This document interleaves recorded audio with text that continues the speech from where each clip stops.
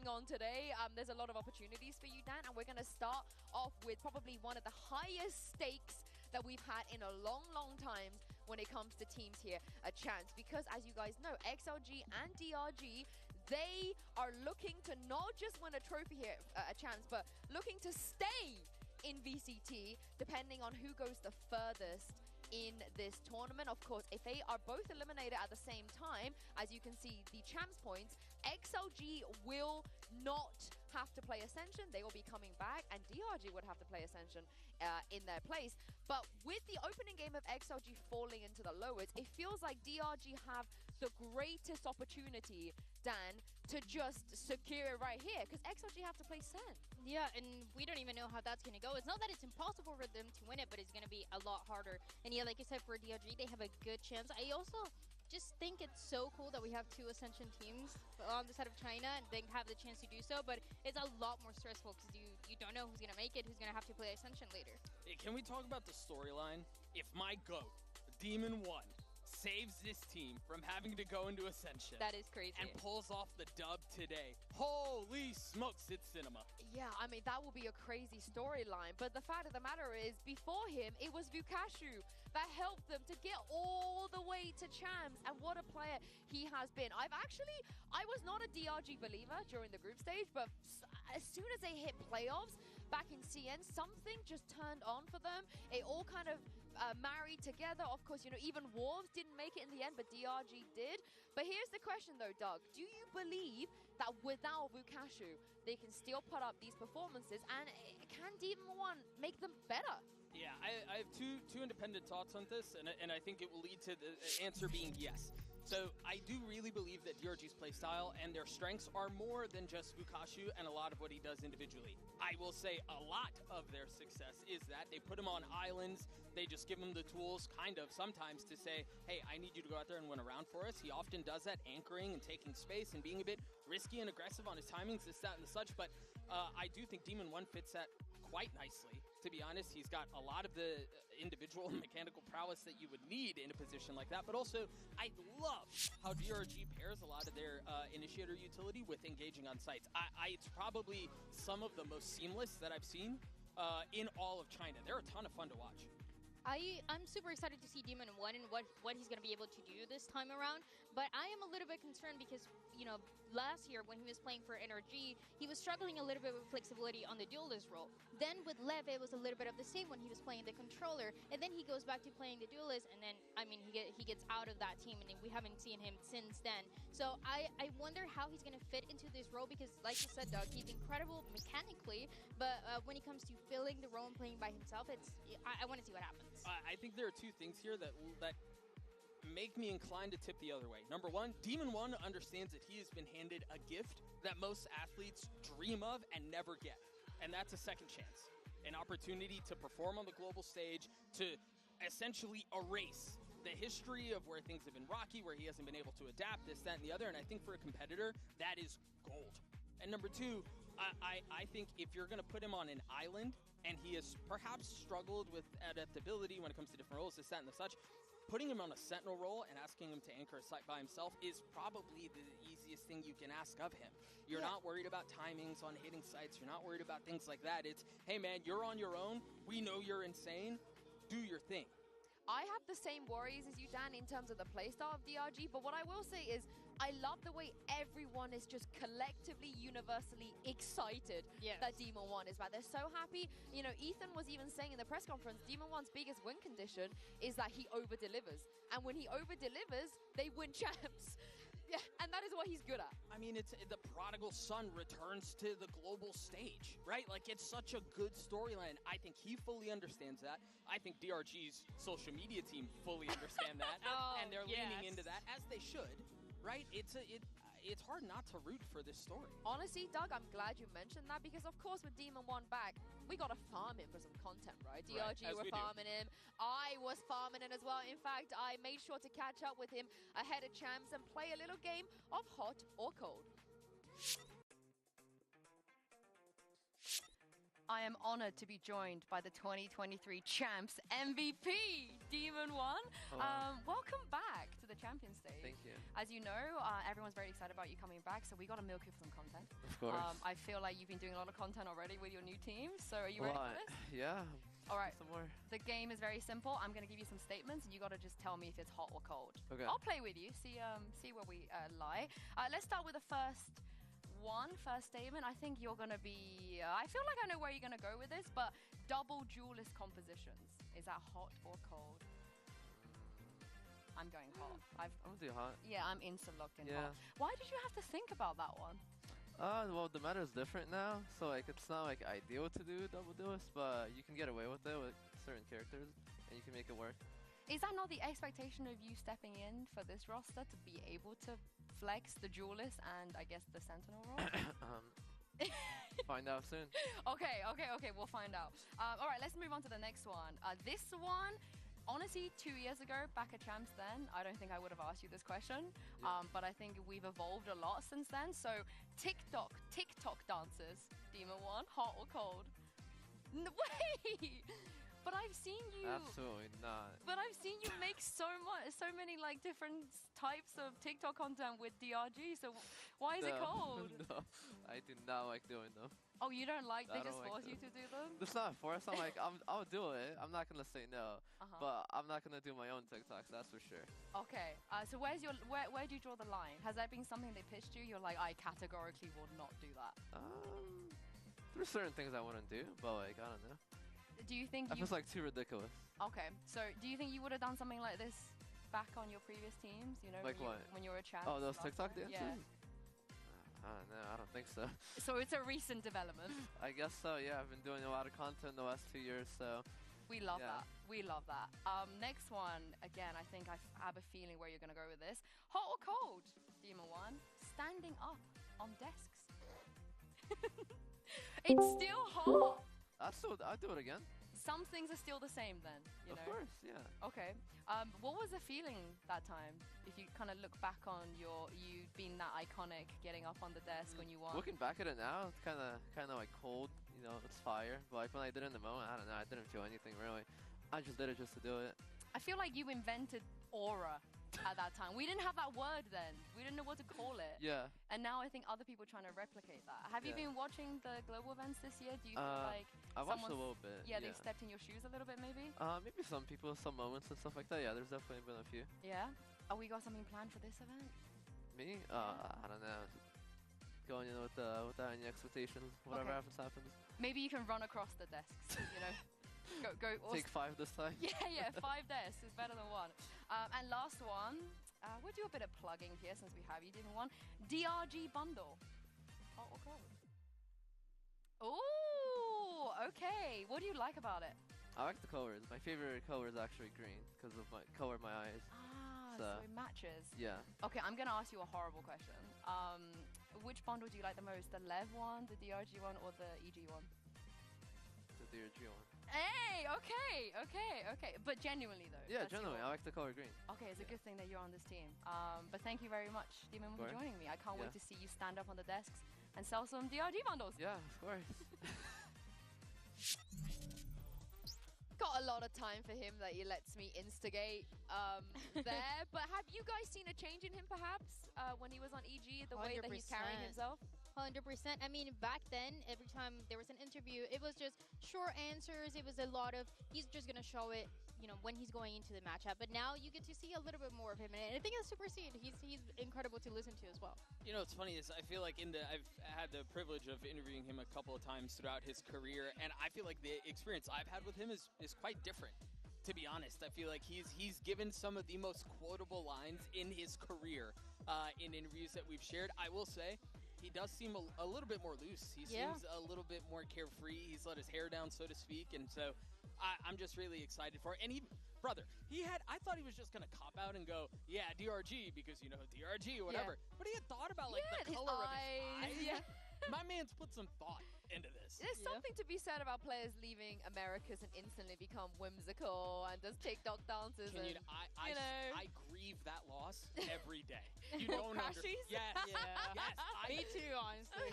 I'm getting angry thinking about it. We need to move on. We can be angry about it tomorrow because, of course, you know, everyone wants to speak to Demon1. We had to let Mika step in as well and have a chat with him before today's game. Let's hear how he's finding life on DRG. I've got with me the biggest plot twist of Champs 2025 so far, Demon1. Welcome back to Champions. Thank you. Well, I want to know, what were the challenges in needing to integrate with a team like this so quickly? Obviously the biggest challenge is the lack of practice. We only got to play like a couple maps together, so we have to do what we have. And the other one is obviously a language barrier. Obviously that still exists, but we've been making it work and coming up with key terms to help us succeed. Plus, you're still the GOAT. Huh? You're still the GOAT too. Yeah, thank you. Good luck. Thank you. Oh, that was just such a wholesome interaction to be like, thank you, you know, I'm still the GOAT. Well, and you know, bless. obviously a microcosm there, but a really good example of what I was saying earlier. He's a little bit looser. He's a little different here. Yeah, I mean, he was talking about the biggest challenges they might face, and I think the elephant in the room is, Dan, I think T1 is the biggest challenge they're going to face today. I am so excited to see T1. I mean, last time that we saw them internationally was back in Bangkok when they lifted that trophy. And now coming again, I feel like we're in the same situation as we were coming into Bangkok of we're not really expecting too much of them. We know that they're not bad, they're not good, they're just kind of in the middle. And it's the perfect opportunity for them to do it again. I'm not saying that Team 1 is going on a run. I'm just like saying that I have a lot of hope in this team. I mean, they're probably going on a run. Let's be real. A desk divided. No, but let's be real. Okay, how do you feel about T1, Doug? I think they're a strong team, and I'm really excited to see how they do. I think the addition of DH to this squad has been a ton of fun. I know we're going to chat with him about him a little bit more later, but to suggest that they have hardware raising aspirations is a little hard. I love their map pool. I think you take a look at it on your screen now. Sunset is a bit of their playground. They feel really comfortable on there. I think it's going to be a fun matchup. I imagine we'll see that map today in this map pool, but T1 looks strong. I don't know that I'm willing to go as far as to say that they're going on a run. But just in today, though, in general, you know, against a team that has a sub who's not even from the region, I really think this is not going to be super difficult for T1. It's there to lose. Yeah, absolutely. They have more pressure because they know that, at least into this matchup, they are the favorite team, but also there's Demon1 on the other side, so it's kind of like a 50-50, depending on how you look at it. I feel like it's going to come down to, you know, Demon1 was saying it when you were talking to him, if they're going to change things, if they're going to keep the same, or is it only going to be him filling what Bukashi was doing, or is it going to be something completely different? I just think for me, DRG, they would have to have a live performance to be able to take down T1. I do think T1 probably the favorites. And you mentioned DH. How do we feel about DH? I'm a big fan of DH. He's been an injection of life to this team. Again, he's been a ton of fun to watch. Joins the squad for stage 2, and he's been exactly what the team needs. I think, you know, we had this conversation a little bit day one when it comes to rookies debuting on this stage where everything has a little extra shimmer of black and gold and how blinding that can be. But for him, I think this is going to be a really big test as you think about his career development in the long term, and then also today. I like the way that not only he's finding some opportunities by himself, and that's what makes him so good for some of the matches that we saw in Pacific, but also the way that in the late rounds you see him and Meteor, the way that they're playing together for these post plans is so good. And that's, you know, you have DH that is, you know, internationally we haven't seen him yet, but he's incredible. And you have Meteor, a player that you know so well, and you know how incredible he's mechanically is. You're set up for success. I'm not being funny, but I don't think a Korean rookie has ever failed us at the global stage. Yeah. Every time a team has brought in a Korean rookie like Caron, whoever else, every single time they come to a tournament, they are just Sylvan. They're just ridiculously good. And I have full faith in DH. But my question is, Dan, when were you going to tell us that you were playing for T1? Yeah. This is your initials, no? You're DH. Yeah, my initials are DH. Yeah. That was the first thing that I thought when I saw him. And then we might not play the same. There might be a slight difference, but, you know, it's okay. Tiny, yeah, agent pool maybe, you know. Just that, though. Just a tiny Skill bit level, of difference. Yeah. We're good. I do think there's a lot to be said about the structure that T1 have for DH. You know, we were talking about it a little bit earlier. You've got Meteor. You've got Buzz. You've got legendary heavy hitters on this squad playing alongside him. And, I mean, that's the perfect setting and scenario for a rookie. I also want to say, because obviously we saw Meteor wearing that bracelet there, Kankan has never worn the bracelet. Forsaken told me he wore it once and put it in a safe. Meteor wore it on stream. You know, he was out there flexing with it. So I love the aura coming from him as well. And I also have to mention, they have been boot camping in Europe for a while. They came to Paris early. They wanted to get their preparation in. And just from scrimbugs I've heard from some of the other EU teams, because obviously we still had our playoffs, T1 have been extremely good. They have been very, very solid. They're definitely one for us to watch. And I do think there have been times that people have underestimated them a little bit, and the last time that happened, they won a global event. So, you know, I think they're kind of used to being underestimated. Yeah, and that's something that they're comfortable with. I feel like Meteor is so incredible too, because I remember in Bangkok, myself and everybody else was asking him, do you find yourself to be, you know, one of the greatest players that we have in the game, one of the GOATs that we have? And he said, you know, even if I just win this time around, it's something that you need to wait and see for him to win another tournament, for him to continue this kind of performance that, you know, it can be starting today. Also, his agent pool too. I mean, he's flexible, but He does it all. He's just like evolving throughout the year, not even in his career, but just the year alone. Are you liking the fact that he's flexing? Yeah, I think that's part of being a veteran and doing what your team needs you to do and being able to perform regardless of what role you're in. I think Meteor's a ton of fun to watch. And, you know, we highlighted Buzz as well and his career trajectory. And, like, yeah, I think this team should not be slept on for as much as people might hesitate.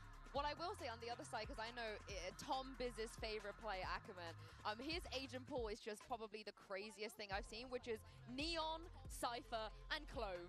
As you do. Right, yeah, perfectly normal. Why not? Yeah. Perfectly normal. But what is perfectly normal, of course, is Buzz coming back for his 5th Champs tournament. Mika Fabs had a chance to catch up with him before today's game. Mika and Bella here with Buzz of T1.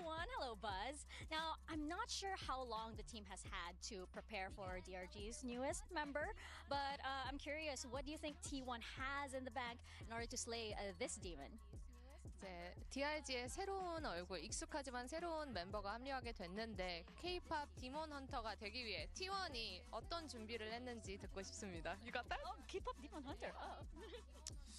일단은 뭐 저희가 DRG 말고 다른 팀들도 많이 이겨야 되기 때문에 특별하게 준비한 건 없고요. 디몬 헌터스도 좋지만 용을 잡는 멋진 용사가 되도록 하겠습니다. Well, we prepped for everyone that's here at Champ, so we don't have a specific plan for DRG. But hey, you know, it's good to be a demon slayer. It's good to be a demon hunter. But you know, we root higher. We aim for higher. We're gonna be some dragon slayers, he said. All right, well, eager to see you go up, up, and up. All right, good luck. That interview was golden, and Buzz, maybe he could be your idol. Who Gotta knows? be golden. Yeah, gotta be golden. Doug is like I think on that was a another planet. reference that I missed. You've never seen K-pop Demon Hunters? No. Link, link. But I did know it was a reference. I just Okay, missed count. it. Is that? देखिए आप Yeah. Link, After link. tomorrow, we have a day off, so we'll know what we'll be doing with Yeah. Doug. We're gonna watch K-pop Demon Hunters. But we talk about veterans. I can't believe we could even have a conversation. Bro, এটা দেখা about যাবে না veterans, Doug, without stacks. The original mouse kiss. He has been around from the very beginning, and you're right. When you think about veterans, maybe he does go a little under the radar, right? Yeah, you think massively. about Meteor, you think DRG about, DEMON1? yeah, you think about King Buzz, and like then you go, oh yeah, stacks. Holy smokes, stacks. He's দেখলাম আমি তো ভাবছি liquid easily জিতবে লিকুইডের খেলায় huge flaws আছে ওরা যে বাজে এজেন্ট নিছে বাইন্ডে ওরা ঢুকতেই পারে না রেজ মরে গেলে Yeah, let's be honest. If there's anyone that's not ওরা gonna be গেকো আর স্কাই খেলছে ওরা পুরো লস্ট ওরা ঢুকতেই পারে না রেজ মরে গেলে। World champ, whoever you want, it's মানে মানুষ তখন ফেট টেট খেলে It's gonna ওরা be তো the কিছুই না greatest thing, no matter who it is. Yeah, and he's played so many international events. He's মানুষ played so তখন many ফেট matches. টেট খেলে He doesn't care who's he's team playing liquid against. পুরাটা ভাই But I just think নেটস আমার he's an লাগে incredible leader, and it's something that you see in Nets the and way that friends. he's celebrating the rounds, the way that he's sometimes struggling a little bit, and he's honest about things that are going wrong in the team, things ওই that যদি he's insane না খেলে ওরা জিততে পারে না and you know if he made a mistake or not. He's just so cool, and I'm so happy that we get to see him in this event. Wait, I'm actually pissed at us that we've missed like the aura clout. ভাই ওদের গ্রুপটা অনেক tough মানে সবগুলো ভালো team We talk about like the ফার্স্টটাই হারছে পরে we কেমন talk about the mouse kiss, and then we talk about DEMON1 standing Oh, on the you're so jet. right. Like, forget about defaulting and macro মানে T1 sorry liquid মনে হয় না qualify করবে, energy জিততে গেল ইয়ের সাথে, EDGর সাথে।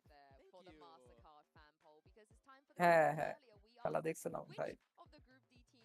ওরা হইলো যে মার্ডা শুরুতে কিলি পাইতেছিল না, মানে আর কি ওই লাস্টে মারতে মারতে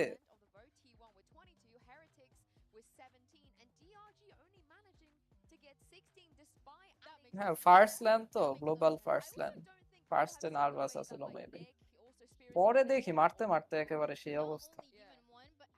আর বাকি প্লেয়ার গুলো ভালোই খেলে, মানে আর কি ইথেন সং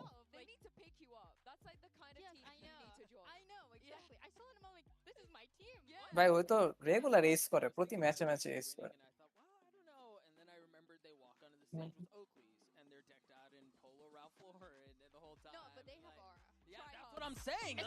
ভাই আমি ওটার জন্য দেখতেছি খেলা, নাহলে আমি দেখতাম না, DEMON1 এর খেলা দেখতাম। Things I love G2, but I also love rage baiting. The like, yeah, they're tryhards, you know, like they don't have the দেখা natural যাক। aura. But what do I know? Because if we look at predictions, I had a bit of a stinker yesterday. I was 2-0 and then 2-2. But it looks like there is way more DRG believers than Heretics believers, which is ridiculous. Yeah, we're gonna have some separation today. I think, at least for me, I can't speak for my peers. I just like to see the world burn sometimes. Okay. And so I'm all for. আমিও মনে করতেছি G2 হারবে, Heretics তো ভালোই ফর্মে আছে। The DRG pick. Oh, okay. R G2 হলো অনেকদিন লিফে ছাড়া খেলছে, এটা একটা ইস্যু হইতে পারে। I'm not dumb. Oh yeah, because they definitely did so well against Heretics back in Masters Shanghai. Yeah, same roster by the way. Anyway, carry on. I just think this one was honestly such a hard one, but I think ওদের player গুলো ভয়ঙ্কর ফর্মে, like valine ভাই যেমনে খেলে, জোনাপি valine সব ফর্মে inform একদম। You went on the graphic. Yeah, I'm going back and forth. What about the second match? So T1 for the first one, G2 for the Obviously, second G2. one. What do you mean, obviously? True. Talk to me. ওরা হলো সব regional Do you feel the monster, rage bait? International করতে পারে না। I actually do feel it. This is how it feels.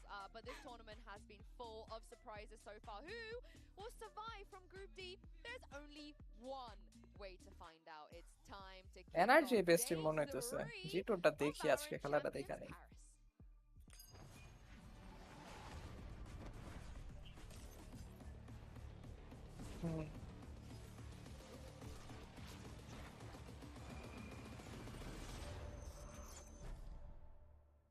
আর কেউ perform করে না, দুইবার উঠলো দেখলাম, একবারও কিছু বলে নাই।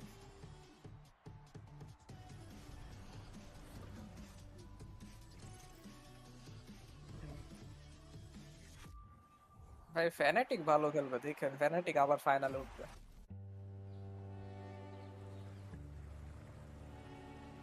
Every time we see the big stage, we know that. ভাই ফ্যানাটিক আমার মনে হয় PRX এর সাথে কিছুটা চোখ করছে, নাহলে ফাইনাল ওটা feeling জিততো of fanatic. people in the crowd cheering for you. There's really nothing that compares to it. I've been at the highest of the high, lowest of the low. I've seen what being a world champ feels like. I've seen what not being able to win anything feels like. But now I'm back, feeling the best I've ever felt in my life. It's Paris now. We're in champs. We last faced G2 in Shanghai. It's been a pretty long time since then. We've learned a lot, and I hope all of those learnings lead up to champs. Going against Team Heretics, ভাই vote I'm অনেক pretty ভালো খেলে। confident. I'm ready to play this tournament again because they know when I was a world champ, I was unstoppable. Consistent. I'm ready to be unstoppable again. My dream ever since starting Valorant was to win champs, and I'm gonna do everything I can to make that goal a reality.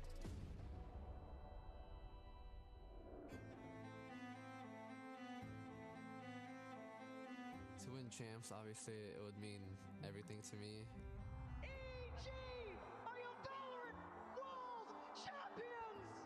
Battle যে inform থাকে, কায়া কত last বার যে ফর্মে আছিল উপায় নাই, মাইরা মাইরা। I would say T1 are pretty strong. হ্যাঁ They have really good aim. 뭐 일단 네, 저희가 네.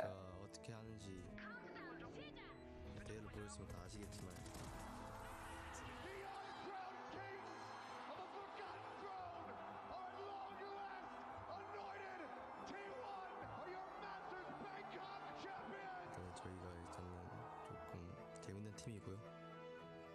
챔스를 위해서 준비를 엄청 많이 했어가지고. I always give my 110 effort to be the best I possibly can. All your time goes into it. You work on your craft. You make sure you're not making the same mistakes. And I literally sacrificed my whole entire soul to be here.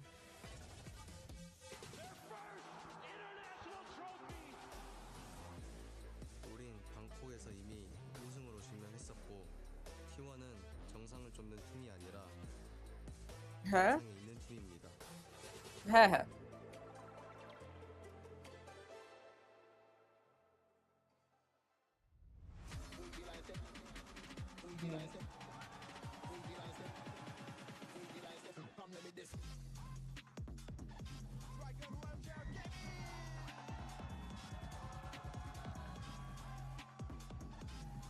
হ্যাঁ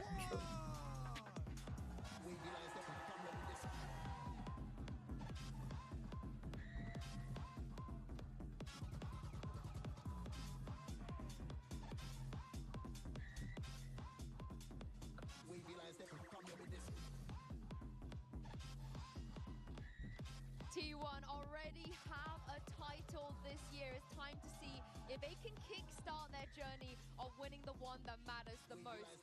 But talk about return of the king. DEMON1 is on stage. I don't know about you guys, but I'm getting goosebumps seeing him playing again, just in general. The aura that we talked about from the beginning, I'm so excited to see him DEMON1 কি exactly খেলবে how he's going to be feeling for this side of ওদের Ragnarok কোন region. Player That's আসে why নাই this is sentinel phenomenal নাকি too. This map of Lotus, they played so many times.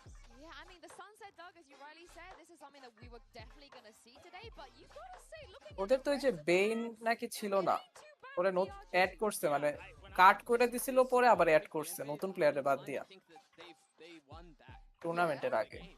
I think they won it in a pretty meaningful way. We talked about how successful, I mean, both these teams are at Sunset, but DRG are no slouches on it. I think DRG love to 1-4 on Lotus a lot. They lead previously Vukashu on an island and let him contact and make sure Right. on the attack side there's nobody taking aggro space, and then they play around his time. ভাই West সাইডের team sentinel plus cloud অনেক ভালো খেলে দুটা player insane A really fun map too. I love the way they play it. Yeah, I look at this West and I side go, খেলতে পারে না ওই দিন মানে ওয়েস্ট সাইডের আপনি রিজিওনাল খেলা দেখেন অনেক ভালো সাইড হোল্ড করে One thing that catches my attention is that not only do they play a lot of those 4-1s, but they play a lot of 5-man hits where they have two sets of utility. If that first side hit doesn't work, they're going to have that second random utility to make it work out. But it makes it a lot harder for the post plan, so that can be an opportunity plus for T1 to ও যে capitalize on হেভেনে that. Call I দিছে still মানে feel cloud like, অলগুলা this is দেখেন good এটাকে for সবগুলা DRG call here, especially 100 if they get the map on. and you might look at Lotus and go, well, hang on, they're, statistically, throw the numbers, and you go, oh, it's only a 50% win rate. That's not very good. They're 4-4. Two of those losses were to Billy Billy. And two of those losses came in the last, week or so to the number one team that's coming in from that region. So, those are fake numbers. But also, out of the 9 matches that they played in China, 8 times they ভাই played with আমি Microsoft. আবার It's DEMON1 এর insane. ফর্মে Even দেখতে if চাই they're not winning it every single time, it just shows how much practice কারণ ভাই they have inform in the ডিমন1 ভাই ইনসেন আমি কোনো প্লেয়ারই ভাই ওরকম লেভেলে দেখি না মানে ইয়ে আর ডিমন1 এই দুটার প্রাইম বেস্ট ছিল ভাই It will get played today. It has been one of the few weeks. মানে এই দুটা প্লেয়ার যদি ইনফর্ম হিসাব করেন অন্য কোনো প্লেয়ারের কোনো তাল নাই You're going to see Ackerman on Neon, but don't assume this is what he plays for the rest of the series. Because if he wants to whip out a Clove or a Cypher, just because why not, he will. ওটাই ভাই But how about ভাই হলো একটা of shot লাগায় আর একটা head Hunter shot মেরে 1v2 clutch করে ফেলতো regular I I genuinely get, do. yeah, because of the time that they had to be together, to prepare together, I think that makes the most sense. I just want to see if he's able to actually perform with this Cypher, kind of playing by himself the way that Vukashu used to do in China. Yeah, I think it's the two things I was mentioning earlier. And you said it exceptionally well, Dan. They didn't have a ton of time to change things. And so how are you can't really revamp your entire structure over what? T1 এর তো যে কাহিনী হলো বড় And একটা then you consider travel, this, that, and the other. But so that's problem number one. Number team two, এটাই যে I do Sylvan think রে it's তারা probably the কাট best করে যে choice. ডিএইচ রে নিছে ওর অনেক It's ভাইরাল হলো না in my কাহিনী opinion, one দেখছেন of the easiest transitions. You go out there, we're putting you on an island. Either they're going to bully you, or you're going ওরা to একটা video post করছিল টি1 ওখানে আর কি সব টিমমেটরা মিললে ওই যে সিলভান যে ছিল ওরে ব্লেম দিছে মানে ওই পুরো ভিডিওটা এটা নিয়ে বানানো সিলভান তাদের এসেছিল এই জন্য তারা কোয়ালিফাই করে না এই জন্য নতুন টিমমেট নিছে এটা ছাড়ার পরে পুরো ভ্যালোরেন্টের সবাই একেবারে টিমানের এগেইনস্টে চলে গেছে যে একটা টিমমেট এইভাবে পচায় কেন তারা ভিডিও ছাড়ছে এক্স টিমমেট মানে ওই ভিডিওতে সবাই আর কি সব টিমমেট যা সিলভানরে ব্লেম দেয় একটু পরে পরে The cool thing about DRG is that they remind me না of না Internet, চেঞ্জ হচ্ছে they remind me of Cloud9 Sylvan in the way ছিল that they like to play fast, they like to get very aggressive. No, I'm kidding. হ্যাঁ I কিন্তু love পরে আর কি Cloud9. যে I পরের think বাজে it's সময় very কোয়ালিফাই good. করতে পারলো They না like to তখন play very fast, they like to সবাই get মিলে ওরে connected ব্লেম দিছে very আর কি early পরে into ভিডিও this round. ছাড়ছে So একটা for Demon1, ভিডিওটা it দেখেন feels like there's not a reaction very আছে কিছু complicated, এফএনএস পরে with টেরিকের a game plan with multiple layers of things that they have to do that you see, for example, in a team like Fnatic, in a team like G2. So it's easy to fill him into this role, playing that Cypher or playing something else, but with a style that you know is going to be just messy for both sides. FNS reaction There's a $1 T1 million question Silver. that's more than what's Demon1 gonna play, because what on earth are T1 gonna play? Do you want to It see them actually- do what they were? I was That watching is- Tarek yesterday, chat. I was in his Maybe chat with while he was watching the Chamber T1 documentary, being and a it was funny because he was viable similarly to option, what I or said. He was can saying we like throw it's that? bad, What like are obviously your- from the what are you guys outside looking leaning in, but being on a team itself, like and competing and being a player on a team for as long as Tarek has been on a team, he's basically saying like it's not that bad. Like I can, it's tolerable. But having Buzz on the Yoru, I think Yoru's just too. আপনি মূল ভিডিওটা দেখুন ওটার মধ্যে একেবারে পুরো ঘুরে ফেলছে But we'll see what they decide to go with here. Wow, we're looking Boro on the অনেকটা other side. কমছে। We're truly in a Waylay Yoru era here at Champs. Demon1 is going to play Vice, and then মানে বিশেষ করে বাজার আরেকটা কি জানি আছে এখানে So this is what I'm talking about. বাজার স্ট্যাক্স দুইজন মিলে একেবারে সিলভানরে ধুয়ে ফেলা Now Demon1, but the truth is, I love their breach duelist utility. yeah, I do, but it's just yeah. I হ্যাঁ think মানে they do ওরা a যে really পুরান good প্লেয়ার job তো and me, I'm a hater of this combo, but I think they do it exceptionally well. I'm হ্যাঁ really surprised to see that they put Demon1 on the Vice instead of the Cypher. There's a lot more pressure on him, but I think it makes a lot of sense. If you're going into a double duelist comp, it's all about delay. লোকে We've ভাই seen a lot of this Waylay play in Growth, for example. We haven't seen it as much, to be honest, on this map of Lotus. Especially because Akuman was playing on this Neon instead with his double duelist with Spirit that is constantly on this Euro. So I want to এই see জন্য এখন also T1 how হেটার that সব plays মানে out ভ্যালোরেন্টের alongside যত জায়গায় দেখবেন দেখবেন T1 রে কেউ Demon1 দেখতে পারে never played the Vice before, so here's a debut for him on this team, back on the global stage. What are we waiting for? Mitch and Tom, send us into game. Thank you, Yinsu. What a game we've got in front of us. A world champion returning to the international stage, to the champion stage, and trying something new. A man who was criticized as he can play chamber, but what else can he do? Well, today we get to see the Vice, and for DRG, it's not just a question of domination, it's a question of survival. This squad needs to outlive XLG, and continuing on in that upper bracket, one hell of a way to do it. But they're up against a team who we've seen reach the highest of heights this year. T1 with an international under their belt earlier on. They will not be looking to take their foot off the gas here at Champs. Well, yeah, that's the thing. They had a huge rise at the beginning of the year. Unlike many, a super team had a pretty big fall off as well. Now it's whether or not there's a bounce back. Early contact already being taken by DRG. A solid start, hot flash of dreams from Spirit Z1. আমি আর কাউরে And চিনি while না they're already falling back off of it, they love these aggressive starts. They love these front forward plays. They got to Flexen hasn't fallen all the way Demon1 back. playing That's going to give an Vice. opportunity. DH with a response. Meteor had a chance. But isn't going to be able to capitalize. It's risky. Yeah, Spirit Z1 took a risk. It almost paid off as well. DH down to 17 HP, but he gets that deep control towards spawn. It could allow a plant, but in fact, Oh, it's God, gonna be a Vice. rotation from T1, using their opponent's spawn to wrap around. But where's the target? One player towards the B site, taken down. DH leaves Stacks all alone. A 1 versus 5 for the fade. আচ্ছা এরা কি English speaking team Demon1 খেলে We'll কেন see them retake this They're not together. And Chinese I love team? this composition. I think we saw it yesterday as well, just how powerful the way Utility hit at the enable them to double down on what we've already talked about in that aggressive playstyle. Do you not believe in the stacks clutch? Talking about comps. This man in a 1 versus 4. And you were right. Maybe you were right. Yeah, no, that was weird. If he gets the first one, I'm a bit more of a believer, but that wasn't Carry very on, clean. Tommy on 1v3. Nah. That first one, if he hits that instantly, I'm in. And the second it was like 4 bullets, I'm out. Well, a solid start coming out from DRG, from Demon1 as well. He got the double, but a pistol's a pistol. Let's see when the rifles come out. Lovely. Like, this is the thing with this squad, is like, we've already seen it once. with this Yoru combining with Waylay. It's so difficult to play against. It's so you have to be so prepared with this exact composition. And well, I guess the good thing for T1 is they probably have played against it. I imagine they've at least scrimmed a little bit versus their Korean partners over in DRX, but I definitely didn't look prepared for that one. Starting things out on the attack side. Of course, this map, DRX was mentioned by the desk, one that has been played a lot. Recently, at least, DRG have had a couple of defeats, and that might be why we've seen the change. DEMON1, another opening for him. But he's stuck in the corner. T1 looking to pressure. DEMON1 strikes again before eventually falling.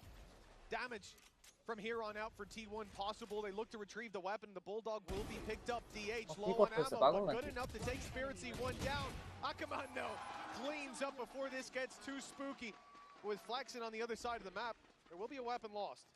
Yeah, it's maybe a little bit more costly than they would have liked, but ultimately not the end of the world coming into things. And I think that's actually the sort of, that was always the interesting talking point coming into this match, is what DEMON1 will be doing. Will he be taking up a more aggressive role? Will he be trying it out maybe on the smokes as he has done in the past? But I like the fact they've done the straight swap, because if you've ever watched this squad when they play regionally, Vukashu a lot of the time is on an island, so you have a guy that maybe can't communicate quite as well with the rest of the team. That's fine. He's going to be an anchor player, as you can see right now. Full aggression from DRG as expected. It's a bloodbath to start with. Only the first falling from Akaman, but Flexen follows. Nick trying to recover. Oh my god. The triple! That's given them a real chance, but the players left only have pistols. Retrieving the weapon is deadly, and DEMON1. 1 versus 2. Buzz low. He's got a chance. A great start to the map already, but this would be something else, and they know exactly where he is. A ghost in hand and a full HP Meteor if he swung that door. He's done that on purpose, though. He knew he'd be giving the game away. He heard the player taking the orb, it was almost just bait that I'm going to break this, but then I'm going to retreat back and make you start to question where I've gone. And that's exactly what's happened. Buzz currently keeping an eye back towards mid.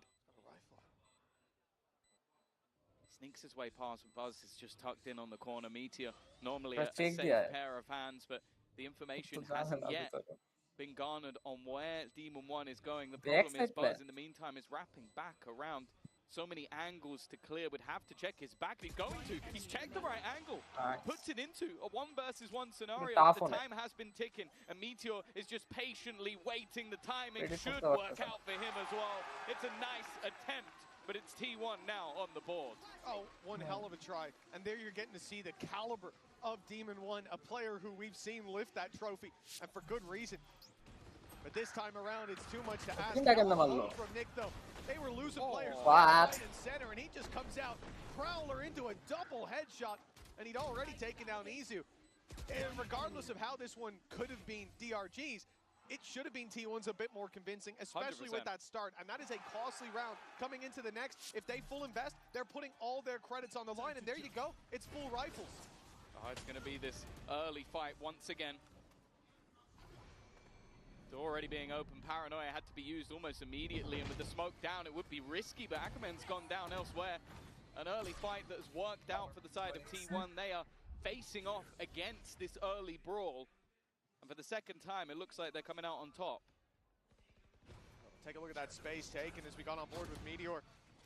He's on the wrap as they go towards the B site. Deep control up towards heaven as Izu takes another flex and going through the doors out of the round. This was the chance for DRG to break that economy of T1, but T1, they're not letting anything slip. Fighting tooth and nail, every duel going their way. Till it's Nick and DEMON1. Early for DEMON1. Nick not far away, but committing them, even committing the rifles into this round from this point forward seems like a mistake, and they have called for the save already. The objective now just to carry these weapons forward, give them a chance, and after what was a shaky round 3, this is a great course correction for T1's economy. Yeah, I think you're always going to have to keep an eye on Meteor in matches like this. You're talking about an MVP player. Of course, the recent memory will put someone like Forsaken, of course, but Meteor is an incredibly tough player to play against. Has woken up on the right side of the bed. Aim has been clean. He's made this one a bit more. Still going to be taken out by Stacks, and although it's a round that is a little bit more damaging after how it started for T1, they're not going to mind because they removed every single gun. Yeah, this was really a make or break round for them on the T1 side, and they played like it. Great control from Meteor, and that's a gap that I don't expect to see DRG leave all too many more times. But with the 3 players committed towards that A site and your Vice set up on C, fortunately it is just a part of the game. Yeah, a lot of the time you're going to set up aggressively on A and then go back through. Oh, that's a 1-for-5 headshot. You're going to go back through the double door, or the broken door, sorry, to make your way back into B. But if he does it quickly enough, he is already through. And that's a difficult thing that they'll definitely have to focus on. It's also your broken door player was Akamon, who went in for that info with the refract and got shut down, so then you just lost that ability to go back entirely. It was a hiccup. All right then. Not sure what he saw. The Spidey sense is tingling. Good start for T1. They've taken down 1 player. They've left DEMON1 low. That ult from Vice not likely to be used, but where do they go from here? There's no stack to run into. That's the good thing. Regardless of where they go, they've got a relatively favorable fight.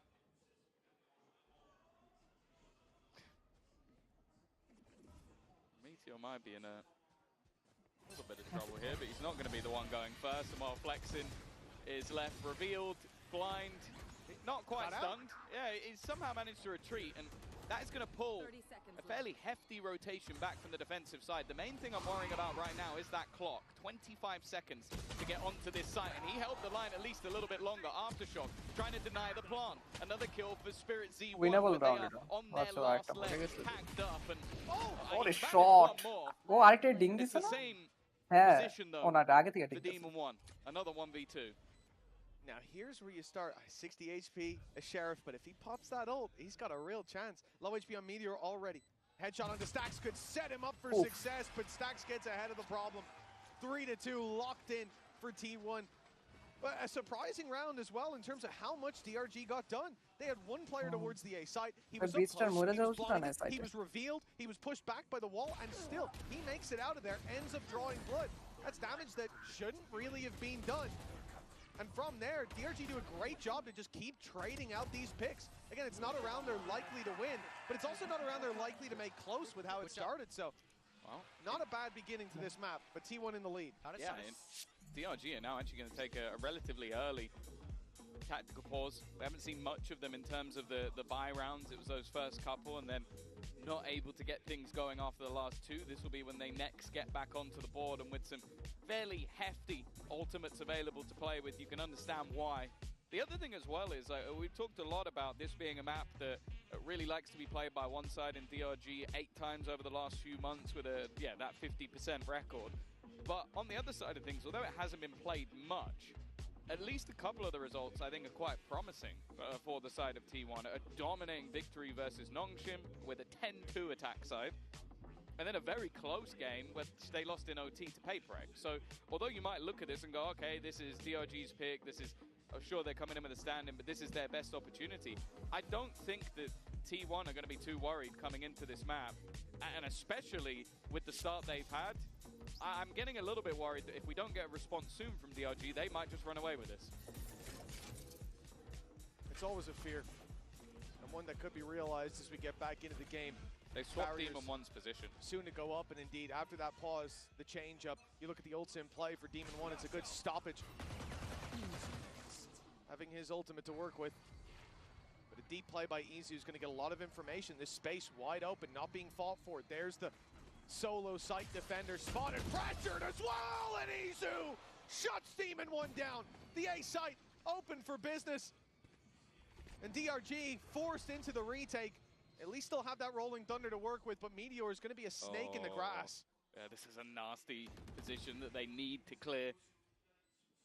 Nobody coming in from behind. It would just be this firefight. First one goes his way, but the trade is there quick enough. T1 better team. খেলা দেখে যেমন হইতেছে পারবে না। And in fact, T1 will be the first to throw. They're going to put in that ult to try and slow them down. Rolling Thunder on the other side. Convergence path was being set up, but not yet thrown in. Still held at least for now, but they need to start finding these kills. Buzz with another. Izu one more. And while He might have used his ult, but he'll get one more orb back towards it. Nick falls. And that was a very clean round from T1. Much cleaner than any we've seen so far.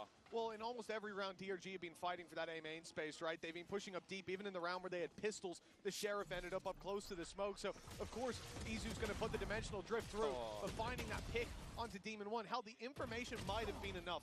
But you add in that kill, and the round spirals out of control. You're on the back foot playing the retake. Meteor able to pick off another on the way through, and that's Izu down. And you can kind of understand the thought process on the other side as well for DRG that, okay, we've just taken a pause, maybe they try and adapt. Oh, fast-paced play though from Ackerman. Nice setup to clear out Meteor. He has been a burden, but a quick execution. They know they've lost map control. T1 hit into C. Not a lot to say about this round for DRG. They've got their pistols and they've been at least making it competitive in the start with that deep A play, but once a push comes to shove for T1, they are ruling this battlefield with the rifles in hand. No chance to even the playing field with DEMON1 falling so early, and well, this one done and dusted pretty much as it starts. 5-2. You talked about that snowball. We saw DRG call the timeout to try to stop it, but it's got worse. It has. It's looked more dominant since that moment. Well, I guess the other side of things is it also gives Autumn some time to talk, and it seems like, well, at least the round prior against Guns, it was purely based off they managed to find exactly where DEMON1 was. He's been a one-side anchor. The second he was down, it was a very easy take. This round, you're up against pistols, but it's also just the sheer pace at which T1 are reacting. Confident calls coming out of Stacks. And when he's in flow state, it feels like the rest of the team go with him. Flexen's fallen early towards that door. It's been a death sentence. The dash used to get back out of that A choke point, and T1 with the early fight towards A main. They're not intending to hit here. ওরা সাইডে ঢোকার আগে কোনো না কোনো player মরে যায় Tries to distract, puts the decoy through, but the rest এতক্ষণ of the ওয়েলে squad মরতেছিল making their way women মরে into গেছে DEMON1's den. This time, the vice wall towards B. And although Izu falls and Meteor, they still have this C hit to rely on. The Thorns are going to divide up the troops a little bit, buy some time, maybe buy a 1v1 for DEMON1, but he backs out as Spirit C1 goes through. একটা বাইরে আরেকটা ঢুকে বুঝলাম না DRG holding on to the advantage. Oh, there's the steel O guard. তাহলে ওটা ঢুকে পড়লো কে Weaponry removed, but it's how fast they can actually get in to deal with this.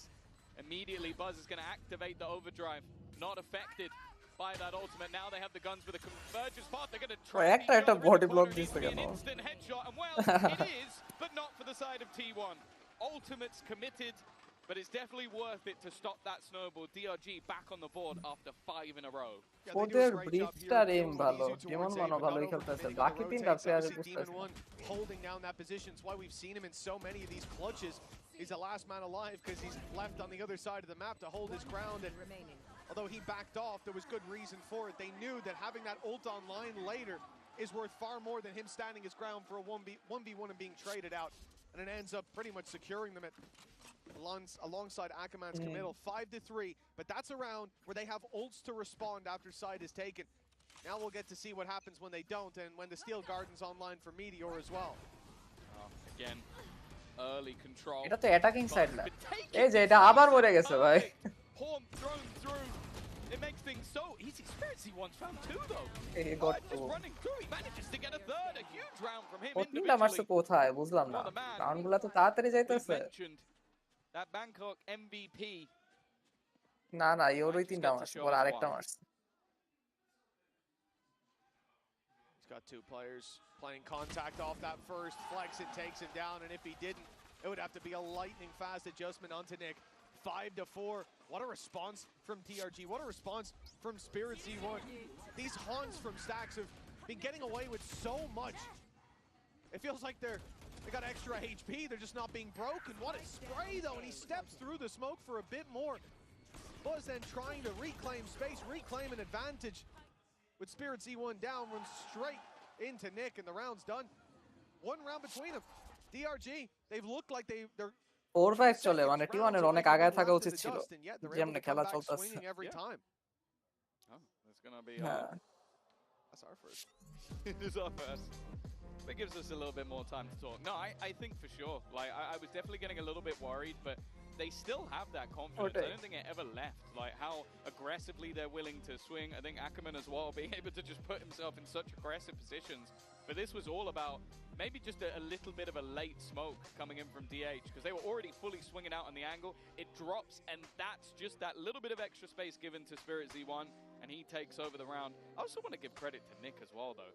But for someone playing a breach, there's a few players that spring to mind. I think we got Rian's coming up later on, who just has that ridiculous aim while playing, that more supportive agent. But it seems like anybody who's walked into this man's crosshair has had a tough day. Without a doubt, so far he's been holding his ground. I think we've seen signs of life across the board. DRG, it needs to be built on from here, but you spoke about T1, one of the more recent games, right? Having that strong attack side, the 10-2, it's no longer in play. It's already going to be that closer half, but it's a good time to touch on for DRG. Where are your expectations at as far as their attack side when we swap? What foundation do they need to lay here to build something beautiful? It's sort of a weird one, because if you go versus BLG, they seem to struggle on their attack, but in their victories, it's normally the attack side that dominates. So thinking back to a few games ago versus XLG, they had an 11-1 attack. I don't expect that again.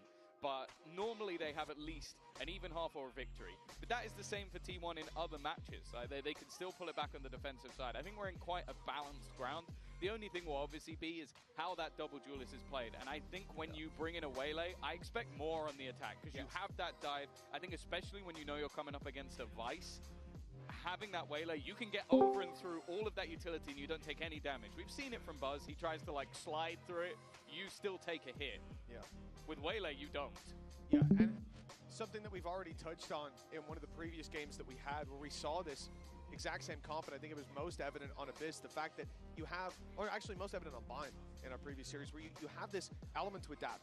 The Jet, you dive in, you take বন্ধু ভাই তোমরা যে ঢাকা যা থাকছো তোমাদের কি কোনো dengue dengue হয় নাই you're in the angle. There's no getting out for free. But with Waylay, আমার লাগে কুফা লাগলো তাহলে ভাই যা 10 দিন থাকার লগে লগে ডেঙ্গু এখন ডাক্তারে আজকারও যা যা কইলো ভাই আমার তো লগ হয়ে গেছে সবকিছু so disruptive when they dive through. Dengue হইছে তোমার ও মিয়া আমার ডেঙ্গু কালকে যা আবার চেক আপ করতে হইব যা দেখি কি কয় কালকে সবকিছু ভালো না থাকলে হাসপাতালে ভর্তি করব The second layer of you've gone, okay, I think I finally dealt with Waylay, and you turn around and Yori's just like, hello. Yeah. Like, I've been behind you the entire time. So I think that the combinations on attack get me that little bit more excited. I think right now it's about if DRG can get enough rounds on the defense, I will be confident that they can close this out, even if we end up like even. Yeah. And I think looking at their defense as well, talking about the buff that this gives them in terms of that A main aggression, you think about bringing a Raze into this map. I think for most people, what will be the most conventional and historic A hold. When you're playing aggressive like that, you're throwing your nade down early, and now you have to hold that space and fight with it. Whereas, again, with the Waylay, you have this ability to play aggressive early if you want to. We've seen how the util dump works, but also the ability to get out of there after. And with it being Omen, who's typically aggroing alongside you, you have the ability to cancel any of those aggressive plays if they're overcommitting. For T1, that means it's difficult to crack the code of initial aggression, and even when you do, it's difficult to capitalize by finding picks. If the Raze is pushed up and you figure it out and you punish, you're a man or two advantage. Not the case here necessarily, with DRG having a deep tool belt to fall back on. I really like this composition. I think it's growing on me game by game. Yeah, I think I was somewhat convinced when watching DRX yesterday. Well, we're right back into the action. Again, some early control, and this time, Flexen's been caught trying to push up. A lot of these openers have been going well. Now, there is going to be this time the Sheer ready and waiting, and that will leave Buzz. I was going to say isolated, but luckily DH got ahead of it. Got two players in, enough of the angles covered. Door almost broken, Buzz in the corner. Ackerman's got a decision ahead of him. And now the information is there. Spirit Z1, door is broken for him. He goes back to play with his teammate. Two on that angle. Buzz needs to be patient. Dodges the foe. Doesn't dodge the flash. He eats it. And Ackerman and Spirit feed him some bullets alongside. Stacks. He'll only get himself the double. Damn good hold, but it's Demon1 back in there behind to take the 5-5 scoreline. Neck and neck. Yeah, it's been some real fightbacks in a lot of these rounds. Like I'm thinking the last few that have been won by DRG, it's still T1 getting the opener. Like this early battle that, again, you have the attempted TP through, and it is just patiently. ওরা রিকন অ্যাকাউন্টে এমন তিনবার মরলো। Great horn coming out from Stacks. But then again, it's a fight back. I think Izu ends up getting lost ওদের over on that aim backside. maybe He gets T1 এর caught চেয়ে out by better, Nick, who once which more has an DRG high impact round. And then they just get swarmed on, not having that control anymore. His position was so much more valuable than the fight হ্যাঁ he's হ্যাঁ taken. DEMON1 easily fight জিততেছে, ওর ব্রিজটাও কঠিন। Euro ভালো মনে হচ্ছে Bad for DRG. It's again. এই women ভাই কয়বার যে ফার্স্ট ডেথ দিল। He's been having a really tough time, but that kill I can't even fault him for. Buzz is Oh my god, nice shot. down Nick. The spray and slide. Okay, we're right back to T1 with dominant rounds. They've given DRG a little bit of slack, but hold on. DRG1, we've seen this before. Only the one damage onto Stacks, but it's not going to make it too easy for DEMON1. Look at the economy. Ackerman could need a drop in the next round, and I think the thought will be to carry this weapon through rather than throw it away on a 1 versus 4. The other problem is there's lots of ultimates for T1, and having those online, if you could bait some out here, would be incredibly valuable. But again, it's just a risk reward that DRG and DEMON1 are facing. I'll be honest with you, I don't think women I ever যে want তো to see first a fight team হারতেছে, again ওর তো where first fight Stacks নেওয়ার and দরকার Buzz নাই। aren't on the প্রতিটা same রাউন্ডে squad. First fight Because we হয়। had to deal with that for a little while, and the amount of just like sheer confidence that Buzz has running through things when his teammates putting up utility. Like there have been so many rounds where he has got an opener because a haunt has caught someone over on DRG, they can't do anything about it, and Buzz has an easy kill. This one not so much. He just had the read on where that player has been for a few rounds and gets him with the spam. But you could just see the level of confidence that Buzz is playing with right now, and well, it almost feels like a, I'm not losing this half, I'll win this one myself sort of vibe. Winning the half at 7-5 certainly looked like it would be a more dominant scoreline, but even that is. This is. You've seen an arm. Yeah, I thought it was straight through the smoke. Seeing the arm there is just like I really feel for Flex, and I don't have the stats on opening duels, but I don't think they're going to look pretty for him. He was flexing so much his arm went through the smoke. Yeah, that could be it. And hit with the Joker serum. 1 round left to play for. Deep play from Izu. But he's wrapping around on B. Spirit C1's going to be dropped, and the B side seen to be wide open. Across this wall together. Early on, though, Ackerman thinking about getting aggressive, but pushed back by the Fade ultimate. Standing on the edge of the smoke, thinking about coming through, and he does just to refract as DEMON1 loses in the 1-to-1 trade. They might think C is wide open now. The adjustment being made by T1. They'll close in, and with DH, he's heard the TP. He's got the timing, and it's a free pick back to a 2v2. That's such an important kill. একসাথে খেলেন A youngster from the T1 Academy who has started to light up the world just as many young players from Pacific have done. And now he sits alongside, and he's given the info. Buzz now knows that they are sat at the back, but it's whether or not they're expecting this Rolling Thunder to come through. It doesn't seem like he's going to pop the ult, but he's already been wrecked. It's left onto DH, and they know exactly where he is. Needs to try and deliver the clutch, and he has managed to put it back into the 1 versus 1. The swing coming out from Nick, who's been so good, but playing with his food, just trying to bait him into these fights, and DH will take it, handing them the L with the Red Bull clutch. A masterful play in that 1v2. After the initial pick is taken, he is just running the clock down. Well played from DH. And T1 will lead by 2 as we go into the halftime break. দুইটা round error, দুইজন error করলো, এই যে women একটা error করছে, well একটা error করলো।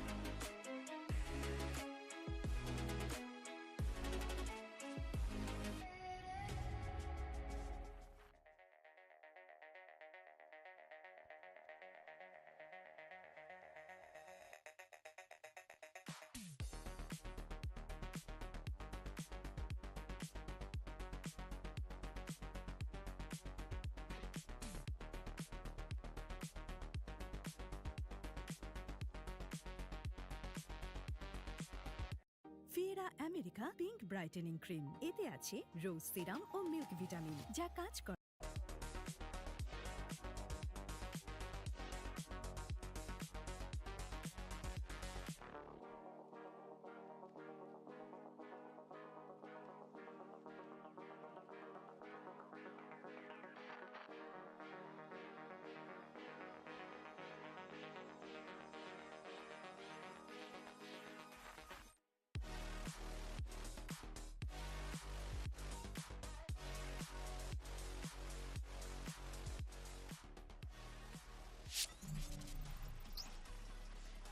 Welcome back as we get into our Coinbase Econ report. I'm excited to see who's going to be highlighted. This was a scrappy first half, Tom. Yeah, for sure. We're going to be looking at Nick, and I honestly don't mind it. The guy has definitely been causing some serious issues, and it seems like he's been causing them for Izu. It's an absolute nightmare, and a lot of that is him being left alone on those lurks. And I think it's been so important for Nick to be able to sort of pick off that one player so that in their retakes they're not getting backstabbed. Apparently he's bought one Vandal and 3 shorties, fair enough. And dropped over a lot, I suppose. As DRG trail by 2 when we get back into the game. This is going to be an important pistol round, I think. We've already said we expect a good attack side and it to be only, or even better than what we've seen before. Now that they're bringing in this Waylay alongside the Yoru, how they use it, well, that's very much up to them. One thing I'm looking forward to is Flexen having a bit less pressure towards A-Main. Yeah. He was being picked off so often through smokes, getting hit by those stack you say reveals that. as well. He's set up right outside A-Main. It's making me worried. Getting nervous. Although saying that, on the other side of things, it's only Izu who's going to go peeking, and that didn't, I'll be honest with you, it didn't seem like the play. It was just... আমার এক কারণে মনে হচ্ছে কারণ এটাকে হইতেছে ওরা এই যে ভাই দেন alive and well, it seems, but he will be dealt with by Yeah. DH. The problem, বুঝতেছি T1 at least, পারে নাই বাট এখন যদি ওরা ইন ফাইটে জিতে তাহলে ওরা জিতে যাবে We're talking about double the numbers now. হ্যাঁ অবশ্যই better For DRG, they've got the man advantage and then some. They've got the plant, they've got time ticking away on their side. Meteor, does he come, if he came ওরা through যদি that throw smoke, না 2 দেয় players জিতবে holding ওরা him. এক দুইটা round এমনিই throw দিছে Covers already bases and clear out the rest. DH with his paranoia is good. It's going to catch a player up close. What a shot! Akaman dropped, but time. He's bought a little bit of it with that stun. And now the spike is really starting to tick fast. They yeah, need to make a no. move. Meteor and DH. It's Meteor through the door to be shut down. The trade Not was winnable. possible and it won't be needed with Nick landing that shot to close out the pistol. 6-7. DRG just one behind. Yeah, I like the fact that Nick in that scenario Well, doesn't it's give done, anything away. Like, safe pair of hands. He just sits behind the box, lets his 2 teammates go and challenge towards the revolving door. Crazy shots. And just basically sits in the corner, so nobody expects him to be there at the end. Solid round coming out for DRG, and an important one at that. As said, I think there's a good opportunity for them building into this. And one thing I want to sort of point out for T1 is obviously in a lot of these cases you're going to have DEMON1 on those lurks. I wonder if that's someone they try and target. Well, has to be said, DEMON1 having a hell of a game. Been 5 months almost since we saw him play. That's only at the regional stage over in North Americas.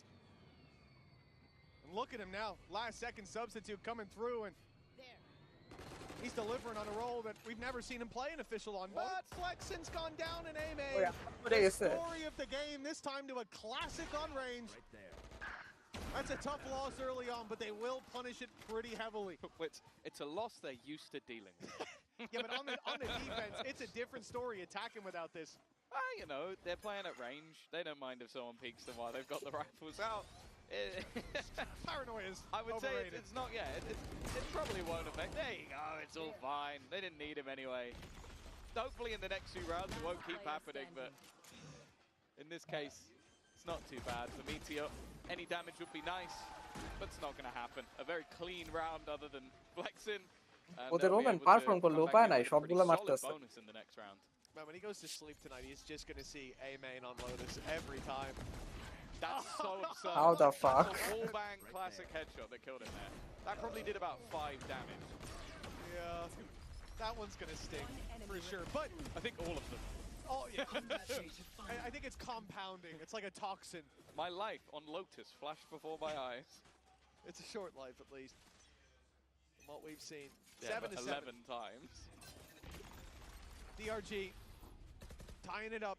Decent round in the previous. Good economy. Isu playing aggressive. He'll grab himself the first. Sticks around after the flash. He sticks around a bit too long. Yeah, Vandal by sector.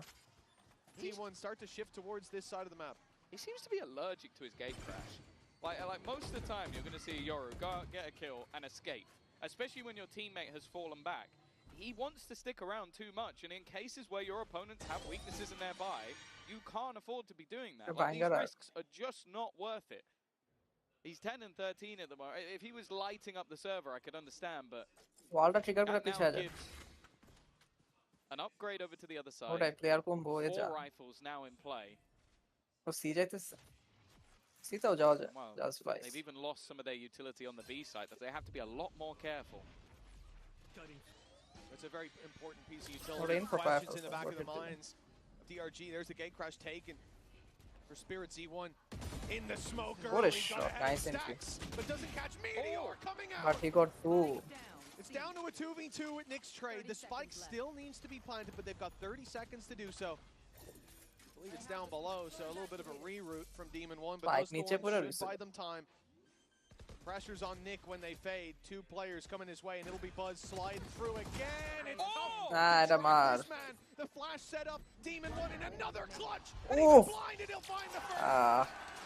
But Buzz, the savior of this round for T1. It's close. But they'll maintain we have super roots in here. Against Buzz's Neon is just a nightmare. Like, the movement that he has is just absurd. Like, even if you get the drop on him, it doesn't feel like it. Well, এটা মারতে না পারা বাজে আছে as a bonus round goes, it's definitely not bad, but I do feel like এটাও মারা especially দরকার moments like that, they're going to feel a little bit hard done by.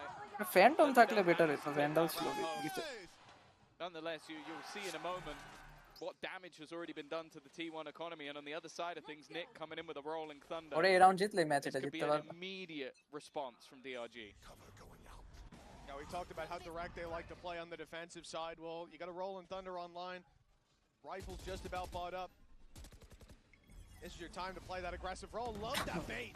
That's beautiful. The refract from Akama. We talked about the ability to just get out of those deeper angles. This time, the dash not used. Instead, gets rid of that paranoia, burns up util, and confirms that there was a heavier stack on that side of the map. But after T1 re-cleared the space, they're on the rotate.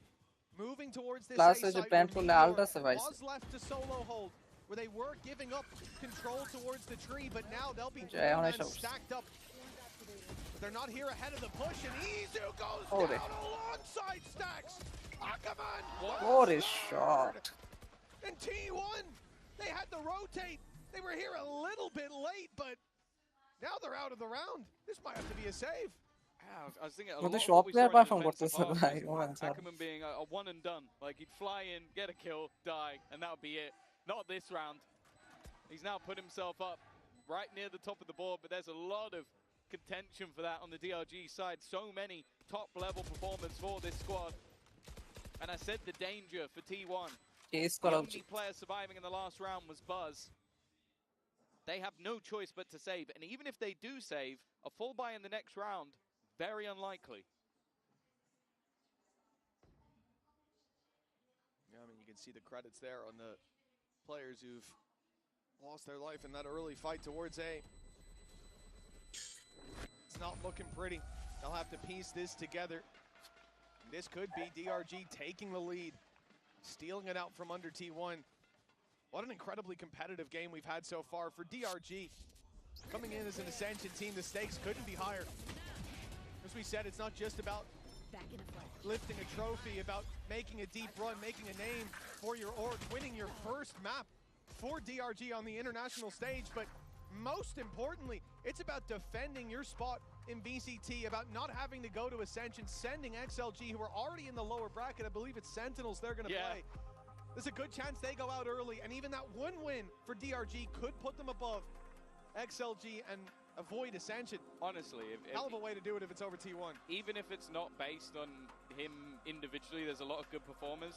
If Demon1 comes in and even helps them win a match, he's going to go down in history and DRG for one of the people that helped keep them in the league. Like, it's so important because as we've seen many a time, nothing is guaranteed at Ascension. You could be the best team for the entire year, but you have a bad couple of days, and that is already over. It is always a brutal format. And with the pressure of being one of those teams dropping down, you're expected to be better than the teams in the Tier 2, and that is not always the case. I think G2 have proven that in Americas for quite a while now. Oh, this is it. Your T1 on the other side, you think back to Bangkok. You saw them lift the trophy. Yeah. And definitely, in terms of opening up this group, in terms of opening up champs, you don't want to see them go down early if you're a T1 fan, but especially to a team from Ascension, especially to a team who've made a last-minute substitute of bringing in one of the best chamber players and lost one of their best players. Lost one of their best and put in a man who's never played Vice before.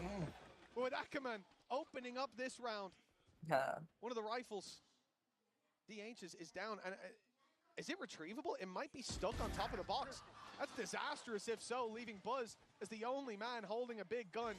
They're on the rotate to the C site. Izu and DH already lost. DEMON1 is short bullet so fast. Power that you'll see in a buy round doesn't exist here. Okay, the rifle did fall. Thank you, Jack. Or farm group next round. Just give him credit. Why not? Yeah, thanks, Jack. Oh, it's a bold play from Buzz. At this point, you can understand wanting to try and put the world on his back, but chance for Meteor. Always one of the best with the pistols, but this is definitely a tough ask, and he's the last man standing. Flexing, there he is. Able to get himself a couple. DRG,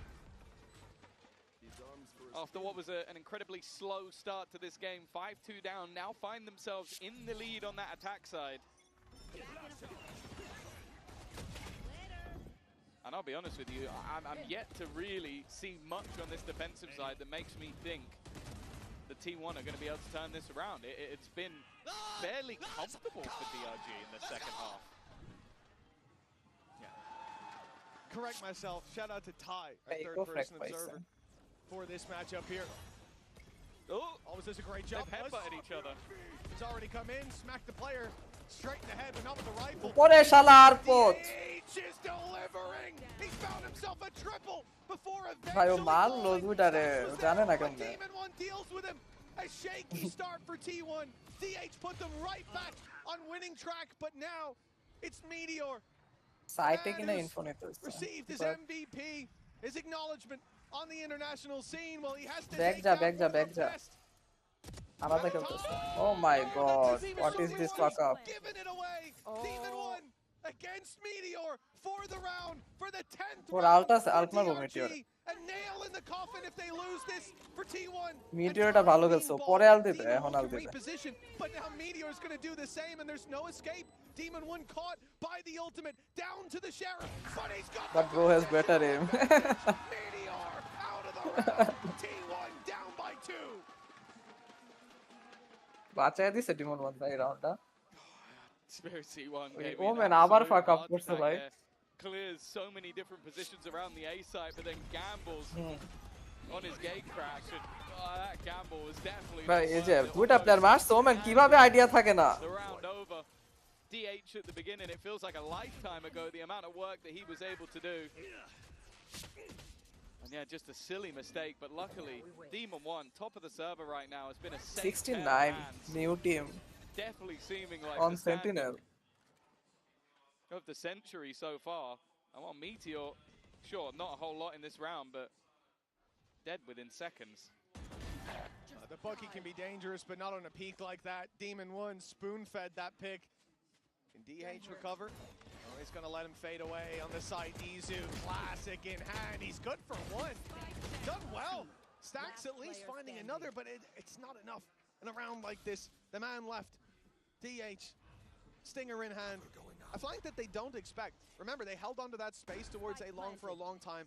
I don't think they heard that weapon be picked up. He's dodged the flash. This timing could be perfect, but DEMON1's there to greet him. And even if he wasn't, Spirit Z1 should have cleaned up. 11 on the board.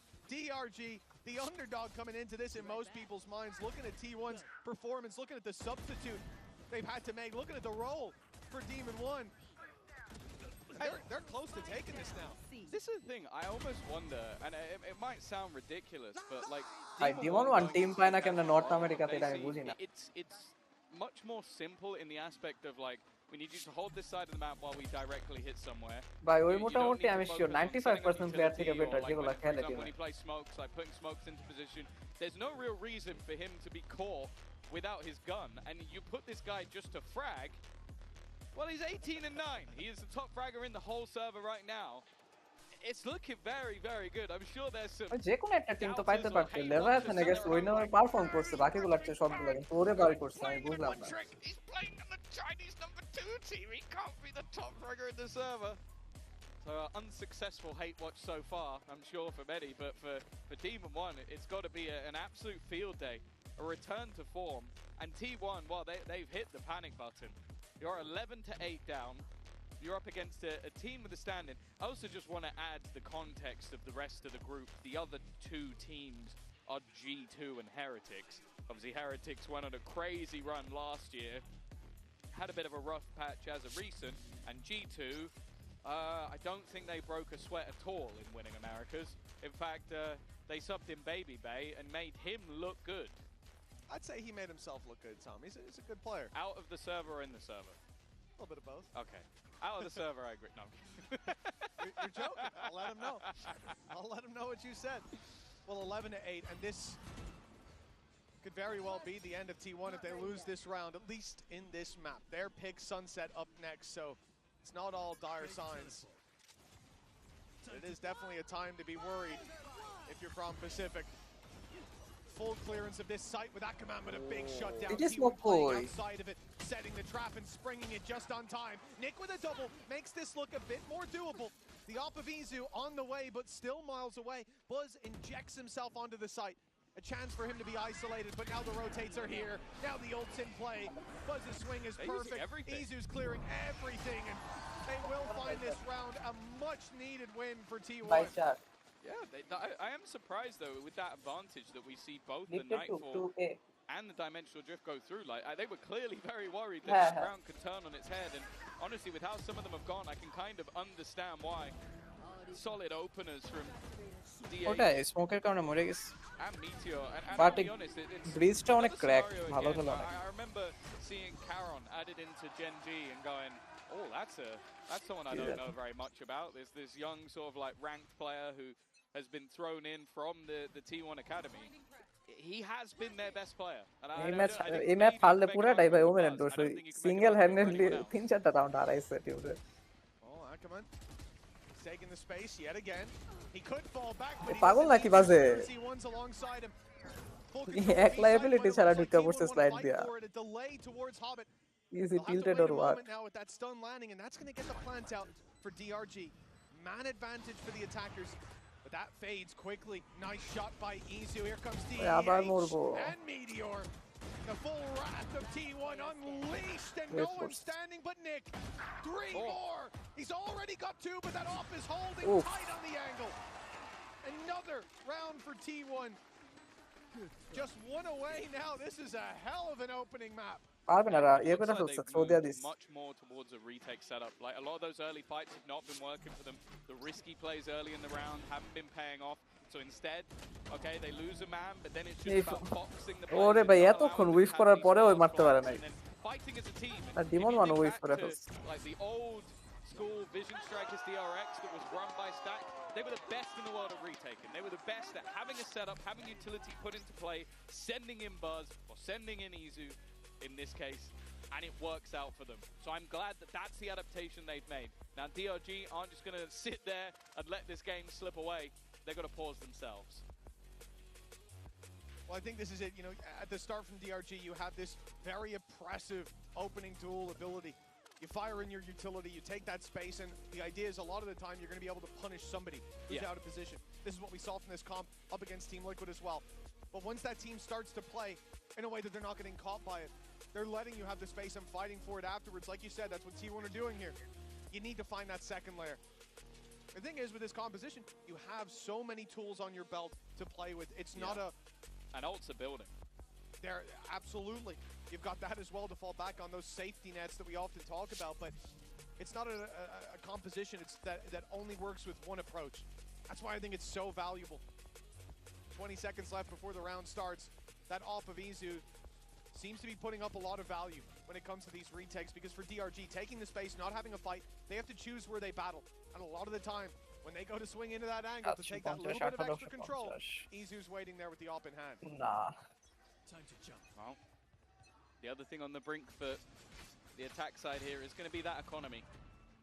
T1 take this round and they might even be able to extend into the lead off of it.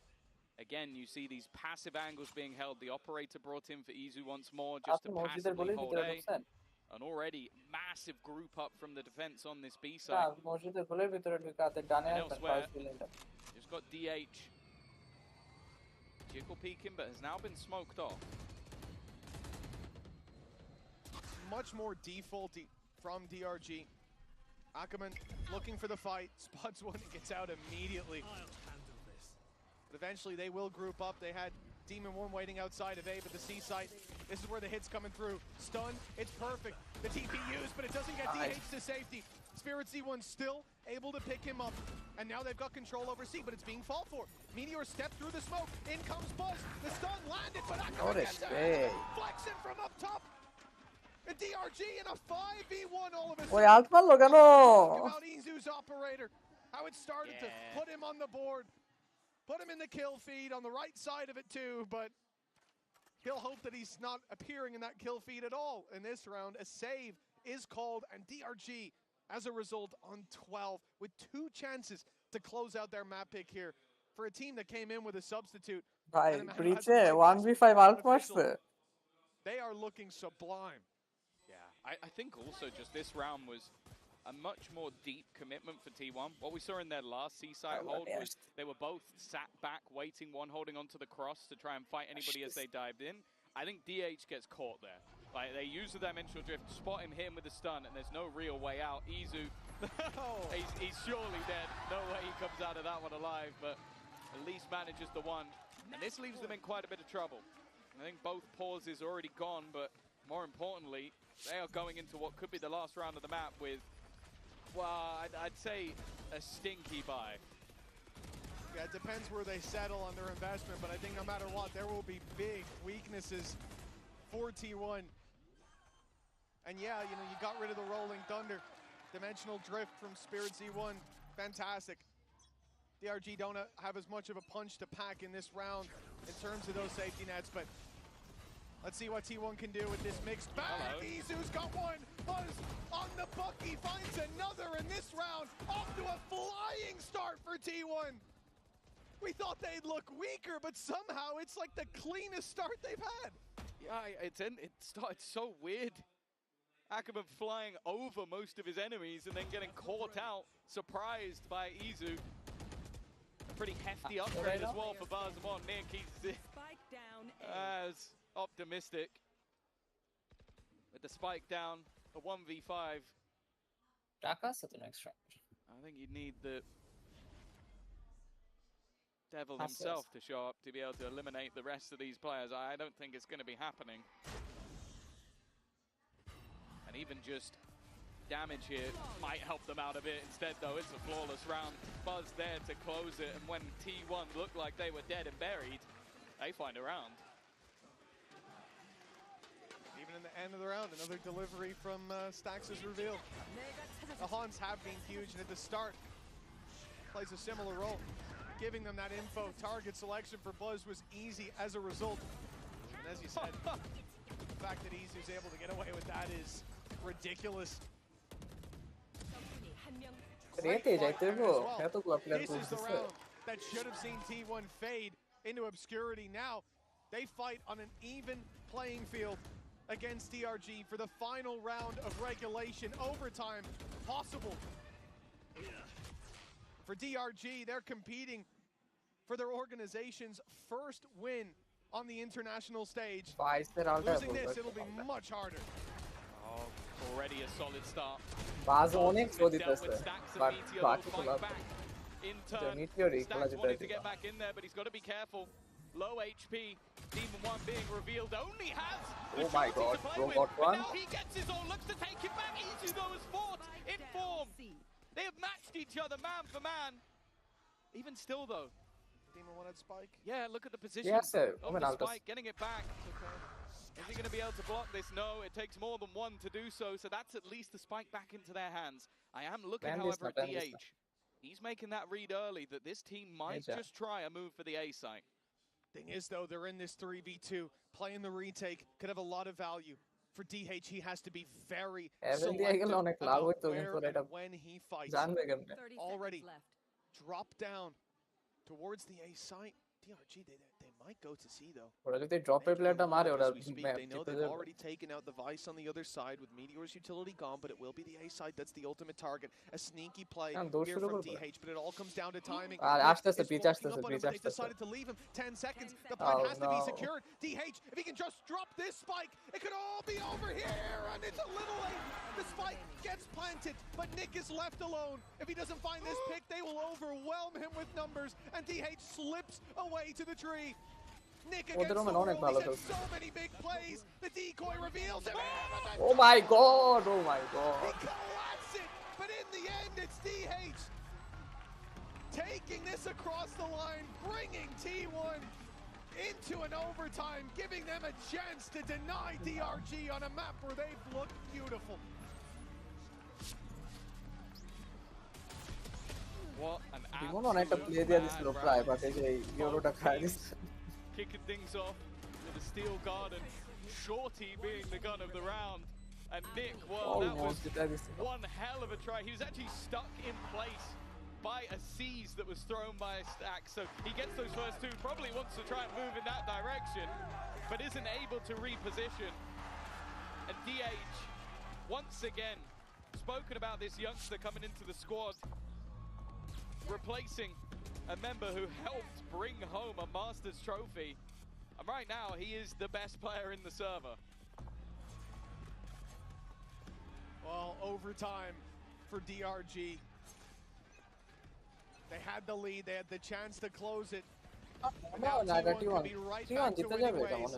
On the attack side, RT1, but look at this stack up from DRG. There's 4 players here. Previously, we've seen them fight tooth and nail for A, and T1 have been keen to take that space when it's given. But now it's a trap that's sprung. Okay, he got one at least. The numbers even. Nice, This time he delivers. I got lucky. Punished for the 2 versus 1. DH That's the decoy. He might have to jump on Spirit. C1, a 3rd kill. And the TP taken to the other side of the map. 1v1 na. A plant and a 1v1. How many clutches has Demon1 be in? But this one, the most important of all. He needs to clash this. They open the door. So Demon1 has tried to bait the idea that he is coming Waterfall from this position, but City, I feel like it's going to take him so long to go all the way back around. And once that smoke fades, DH will have the idea that this man is no longer in position. In fact, it's such an obscure angle. I don't even know if Demon1 will expect this at all. And the problem is now that clock is starting to tick, the doubt starting to be in its mind. Perfection again.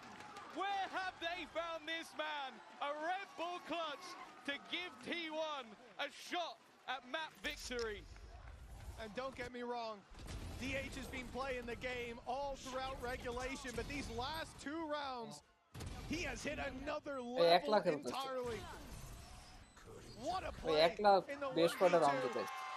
Catches both players completely off guard.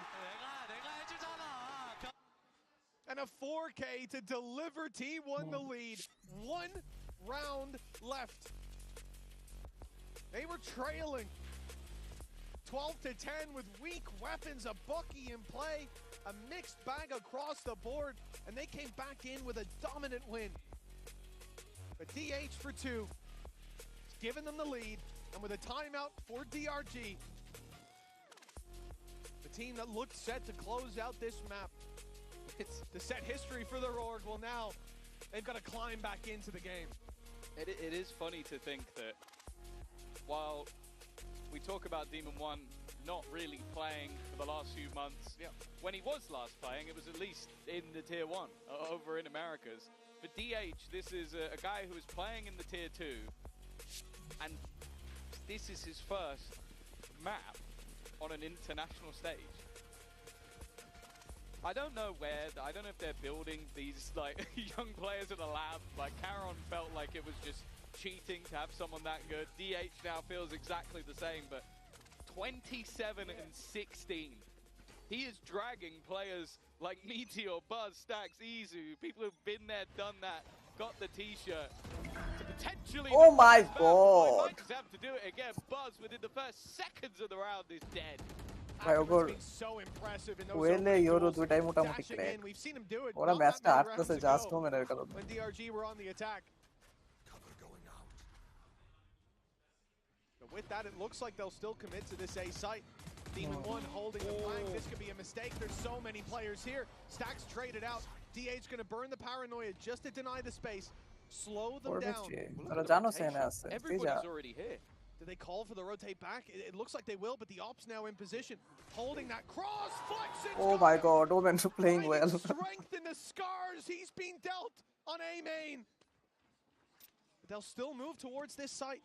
And the numbers are still here for T1. At least they were. But maybe the only one that really matters is still here. He would basically win them overtime if he can somehow hold on to this 35 seconds. Decisions are there to be made. Meteor has left his team. I'm surprised they're splitting up. I'm surprised that's the decision. And while this time DH can't save them, Ackerman put him in the dirt, and Meteor so far away. I'm not sure I agree with that. I think the best case they had was to try and fight it as 2. Now he has to fight a 1v4.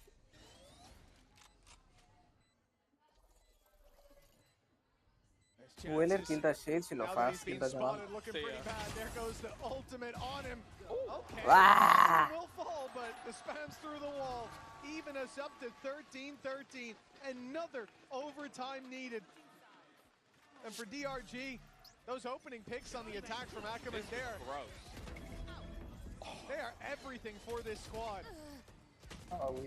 But this is like when I go back to the critique I had of Izu in the defensive half. That's what I'm expecting to see. Like you get in, get a kill, get out. He has no interest of like trying to double down, try and be a hero of the round. He's just get the opener and escape. And that's where I think Ackerman has truly been a force to be reckoned with. Now into that defensive round once again, and it's the same brawl over on A. Yeah, T1 though. Back patiently. Still those 4 players towards this site. T1 making a quick read again. They're giving up that space. What happened last time? It was a trap play with a lot of players in position. Expecting the same here. And although Izu stuck around, he has that gate crash used early this time. Won't make the mistake he did in regulation of giving them the picks. Now Thorns, slow this push down. Give a chance for the rotation. Demon1 won't fall for that spot again. But now they're closing in the distance. Well played to find the first. He got one at least. From the back lines, delivering again. And a 3 versus 2. The defensive round looking down. We're back to a 2v2, and T1 have got a plant.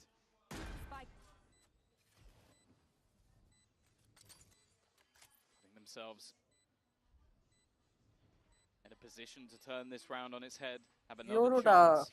Wait করে আরে কেউ কোনো প্লেয়ারই wait করে না সবাই pick দেয়া দেয় Flexin and Nick have an opportunity. The flash is going to slow them down even more. The aftershock not quite finding anything, but even still it has cleared an angle, it has checked the spot, but that time is ticking. They need to get a move on. First contact in, Izu gets one and it is close. But Meteor will make sure that they're the ones that get another chance at victory. Another match point for DRG. Last time it was a timeout called here. They sought to correct course. And actually, I'm seeing in game it's going to be a timeout again, Tom, but it's T1 this time, taking the breather. Communication gap আছে পিছনে যে player নাই ওটা তো পিছন থেকে বলা উচিত সামনে যা দেখো Well, why not? I think also just this is where you need a cheese round. This is where you need one thing to work. for your squad, and then you close out the map. This is the perfect time for the coach to come in, because realistically, if you're a round down, you take a pause, you're basically looking to fix something while you're switching into another half. Like, the round you've just lost, it would be irrelevant because you're not playing that side of the map anymore. Now, you're coming in, and it has only been those attack side rounds that have been working for either side. This is what they needed to fix. One defensive round, and this game is over, and the coach earns his money. One of the big strengths for T1, thinking back on towards the end of regulation, at 12-10 down, they go for this all-out play of aggression towards A main, something that I think we're used to seeing from DRG on the defensive side. We're used to seeing from most teams, but it was getting Buzz into this deep spot, swing an open door, and having just this all-out brawl. The focal point of that was Stacks. He might be bottom of the board, but the amount of supportive assists that he has had. His haunts are unreal. Yeah, they have been, dare I say, some of the best I've ever seen. Yeah. Like, it catches someone every single round. In fact, it catches multiple people most rounds. Looking like it might be slightly different, though. You've got Izu set up outside of B. He's got that operator in hand, and they will take that control. But the second they take it, Stacks is immediately back to go and support the other side of the map. Yeah, I mean, the honk goes up and no utility as a response. Nobody's seen. It's now time to reinforce this C site. But it might be too late by the time he gets there. They're already teeing up for the push. DRG straight in. Meteor under pressure. He's surrounded. Stacks comes in to help and finds the first. Lands another.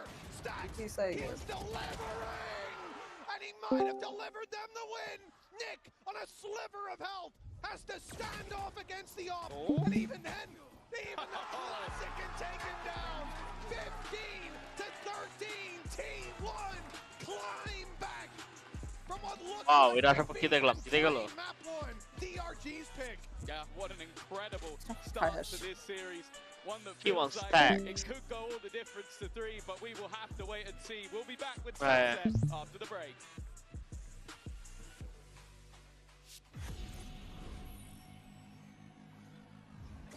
দেখি আর কি হবে ভাই, খেলা শুরু করতে হবে।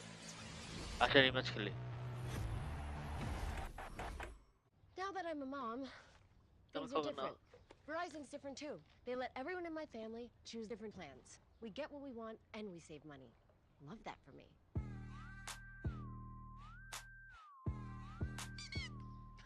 An update is required. Financial system updating.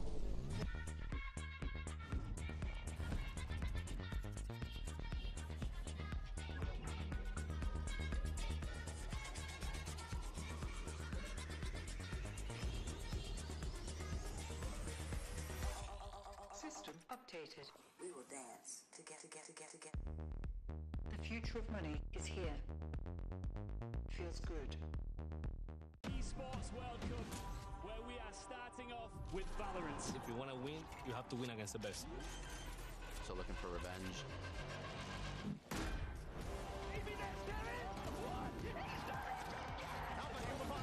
There's the shorty. And goes crazy.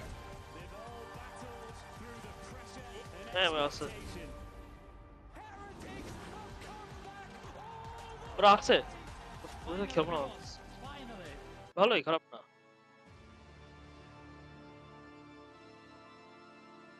Tournament আছে, but ওদের সাথে কেমন কি ভাবছি আর কি। কারণ এই টিমটা নিয়ে তো জাস্ট আমরা কম্পিটিটিভলি খেলতেছি, বাট আগে সার্কাস ছোট টুর্নামেন্ট, আর যেটা বড় টুর্নামেন্ট মানে জিনিস হচ্ছে টাইমিং ডিফারেন্সটা একটু ক্যাচ করতে পারতেছে না আমরা সবার একসাথে টাইমিং, তো ওটা কারণে প্যারা খাই যাচ্ছে আমরা।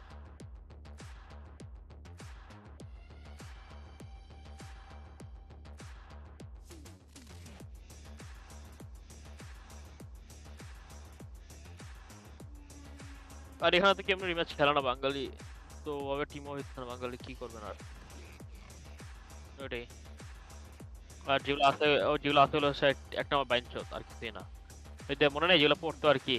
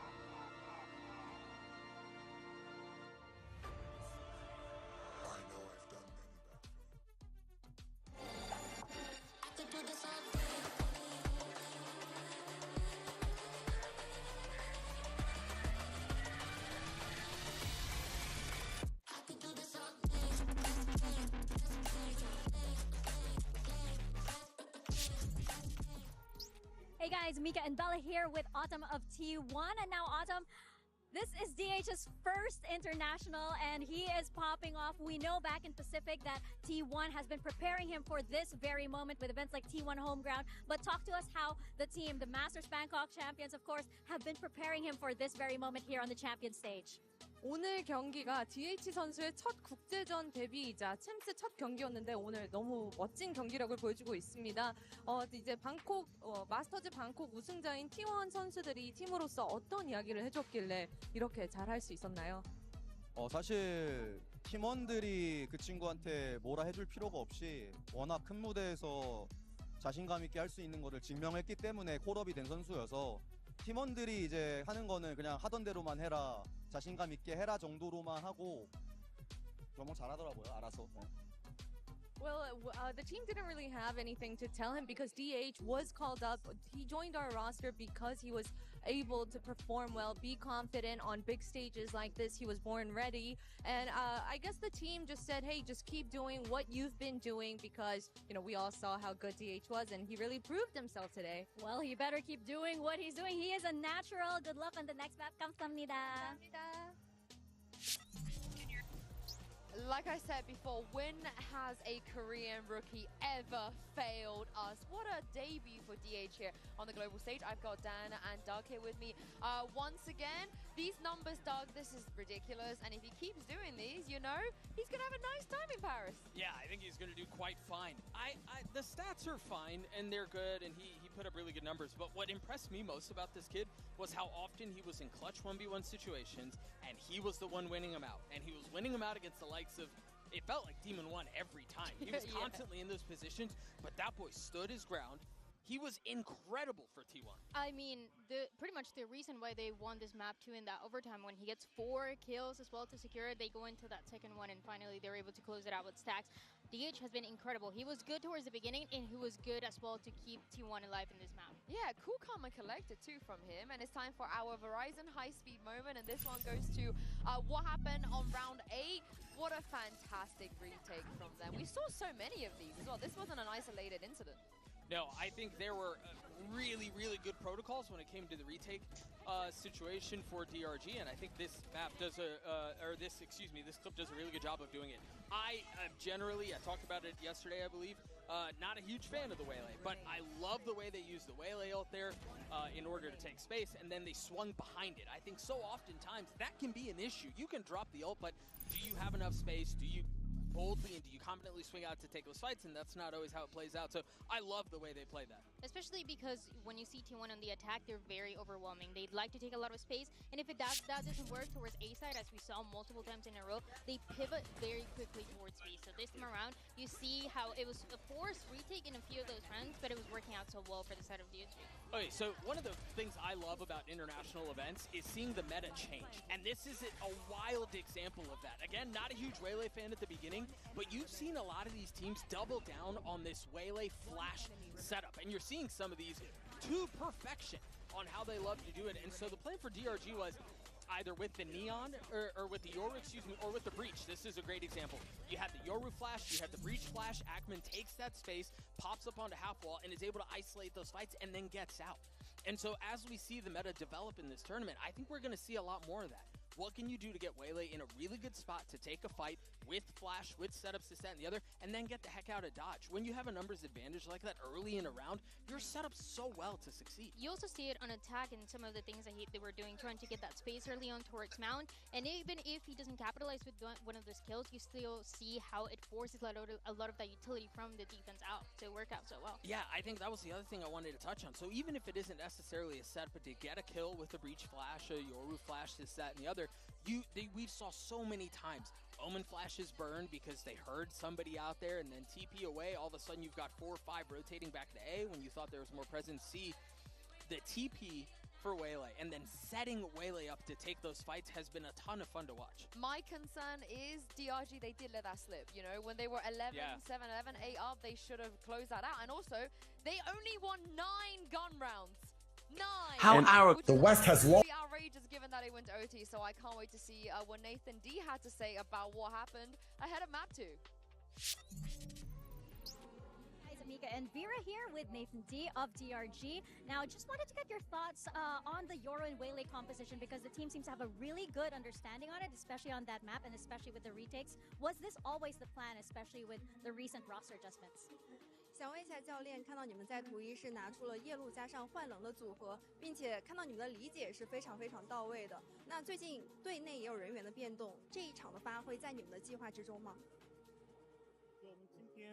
我觉得我们今天的发挥的话，其实我是挺满意的。就是我们输掉一些可能残局上的处理，然后围垒的话也是我们可能想打得比较突然一点，给对面一点措手不及的感觉。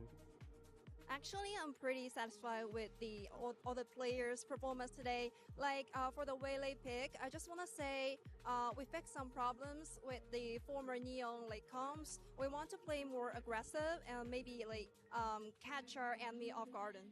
Well, the team is looking good. Hopefully you bounce back on the next map. Thank you. One of the other things he was sort of alluding to is that where they lost was in the late rounds. You know, he was like, I'm happy with how we performed, but in the late rounds, there was a difference maker between us and T1, and he's right. But it does get scarier on Sunset. DRG, they really need to step it up. I do think Sunset's a fun one because both teams are 4-1. Both teams have bested the best teams in their respective regions on this map. So you've got DRG, who's able to walk away with 2 wins against Billy, and then you've got T1, who's bested RRQ on Sunset twice. So these are strengths for both teams. I'm curious about what the heck is DEMON1 gonna play? And do they double down, which I think they will. I mean, I'm inclined to believe they will. Do they double down on this Flash Waylay situation? I think Sunset kind of lends itself to it a little bit more, to be honest. If it helps, DEMON1 has only ever played Raze and Jet on Sunset, and nothing else. Don't think he'll be playing either of those this time. Yeah, we'll see. Let's take a look at Agent Select now and see where we are going to go with this. It's Cypher. It is, I guess, stepping in 1-for-1 at this point. Yeah, we had the question because it didn't really happen in that map 1, but going into this map 2 of Sunset, it's going to be DEMON1 on that Cypher, and they're going to continue playing this double duelist with that Neon and that Yoru. Yeah, the real difference here is the fade over the Sova. I think this puts us into this conversation we've been having around DEMON1 on an island, on the Cypher specifically. This feels like they've just slotted him exactly into the plans that they wanted to have. They've done the swap again. It's Izu, Yoru, and Dragon Ranger Gaming. That's now 2 maps in a row where they seem that this is like a very intentional thing. I'm curious, is it a comfort situation? Does Izu just feel more comfortable on the Yoru? Hey, a player in the map 1, we saw so many pink color tool. DEMON1 and Meteor. Now they're in the same agent. They're both playing Cypher. Why not? Going to the second map. I want to see more of those duels again. I can't wait to see it. Let's jump into game and throw this back to Mitch and Tom. Thank you, Yinsu. It's time to get into map number 2. The first was a tight affair, but T1 are leading by 1 map. And this is their choice on Sunset. Another debut for DEMON1 as he picks up the Cypher, sticking onto that role as we would expect. Yeah, I like the fact that DRG have not come in and try and change everything up around him. You're the team that qualified. You're the team that made it. He's got a slot into your right. And I don't think, like, by any stretch of the imagination, he came in trying to change it either. Cypher definitely can be tougher on that hole, but at least for now, it's going to be DH continuing how he did on the last map. A fantastic individual performance. And well, a recovery already needed in this pistol. It is a firing squad with DH leading the scoreboard already. And well, Buzz is there to close it out. A pistol round for T1. A solid start indeed for T1 as DRG trailed by 1, but they were able to make the fight fairly early on in the previous. See if that'll be the case again. DH, well, he was certainly a man that drew our eye throughout the entirety of regulation over on Lotus, but in those last couple rounds, the last round of regulation, especially the first of overtime, he seemed like a one-man army. Well, for a 19-year-old playing his first map on an international stage, and it's a champions. DEMON1 Chinese team hire korche. Especially in the late stage, pressure was on for DRG. The pressure increases. They need 2 maps in a row, and starting out with a 1-0 loss, and Meteor is playing incredibly aggressive with the Marshall. Execute night you on a home. I think he's hit 0 shots. Yes, they were mostly through the smoke, so I'll give him that credit. But it certainly scared DRG away. They grabbed their orb and moved towards middle. This is all rematch খেলবি upgraded. There we go. You really don't expect to see a lot of contest. Meteor good for 2 at least. কি ভালো না The player spotted crossing with a jump. কিবোর্ডে rematch খেলে Buzz. না পাও দিয়ে খেলে Losing a few, but that's Exactly. Okay, now I'm getting Aye. worried. Now I'm getting না চলে না আমার And they know where DH is as well. This man's been so reliable, but an early response like this from DRG. This could really disrupt the rhythm. A rifle, but only 30 HP, Tom. He's got to get the jump on DH. Will do it. That's the thing. DH has light shield, so Wait, are they single losing? bullet to the face would be enough to win the round. Now he believes that he has baited 30 seconds left. DH, but DH has just sat at the bottom of middle. He's waiting on this fight, and it gets a little bit scary. Why? What? How did But that youngster is the safe pair of hands again. He's looking to try and get the rifle, and he will find it. না মানে ও মিডে এত ওপেনে বসে আছে normal But the same as the previous map, it's great damage from DRG. They had nothing, and a few more bullets loaded up into that Marshall, and maybe this could have been a clean round. But the fact that these classics are able to win fights like this from Ackerman straight down middle. That made that incredibly close, and you can see how tense it got on T1's side of the stage. They win it, but again, they have to invest fully. It's a singular rifle being put into the hands of Buzz. The rest really isn't much, but if Buzz is playing like this, maybe it won't matter. This is a terrible bonus round coming in from T1, but somehow it's working. They came in with a singular rifle, I think a stinger and a few pistols. Yep. And now Demon1 has to try and save DRG from, I want to say, embarrassment. ও Cypher খেলতেছে Now this is not a round they should be losing. But Demon1 in a 1v3. Bro, Two Demon1 players on that Demon1 angle, was Spike nice. secured as well. He's got all the info to work with now at least, but what is that going to do for him? ওকে খেলে না And I love this positioning as well. Look how spread out they are. Buzz to take contact on his right, and then a big swing from Izu. He's tucked in though. Set himself up for success, Demon1 did, but Buzz, the one to carry this round through for T1. I'm thinking before we get back into the game, okay, they've got to fully invest, right? We get in a barrier up, they've got nothing. Oh, it's an easy round.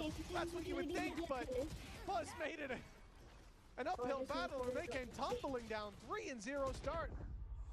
Again, you just talk about the supportive utility, the paranoia that came through. I think Stax is the one that, he puts that dart into the corner, and as they swap to look to the dart, that's when Buzz peaks. Like, it's just a perfect setup for that exact push. And while DRG fell into the trap, they lose to an incredibly weak bonus, and T1 have got a flying start. This round, light shields across the board. Easy with the outlaw. A lot of stingers though. Yeah, they've got to get close. That's the real problem. Those shots don't land.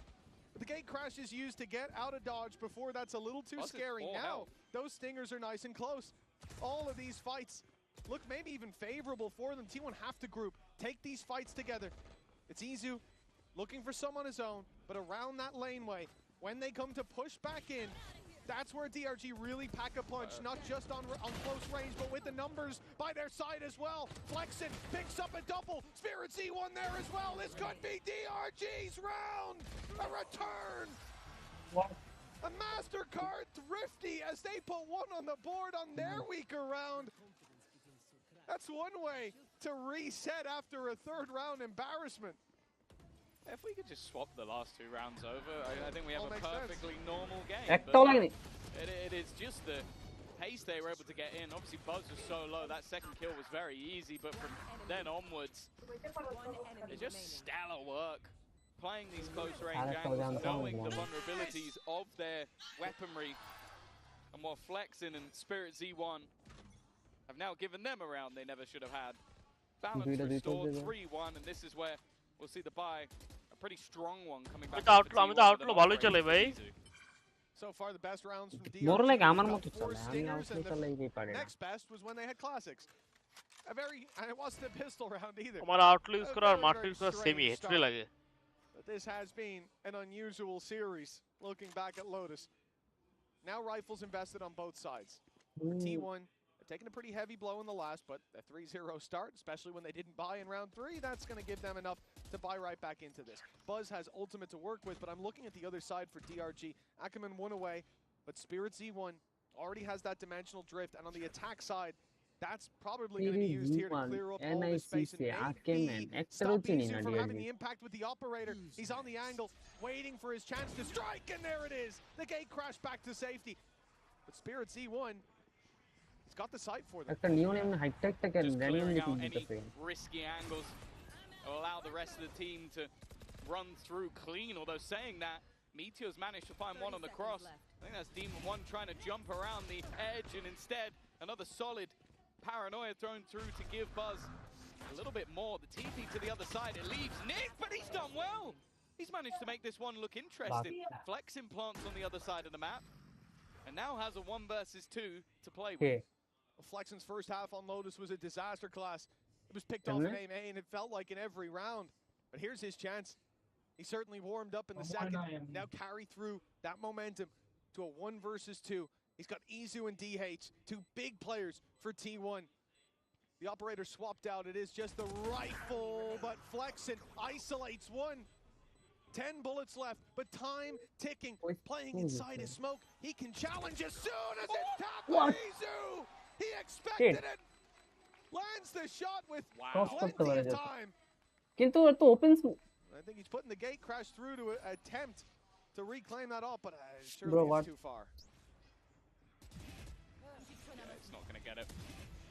Even still though. মানে স্মোকটা যেহেতু দিছে ও নিজে ইয়াতে স্মোকটা দিলো তো I guess হয়তো স্পাইকের উপরে তাহলে স্পাইক হোল্ড করতে হবে এই স্মোকটা তোর বাইরে হয়ে লাগবে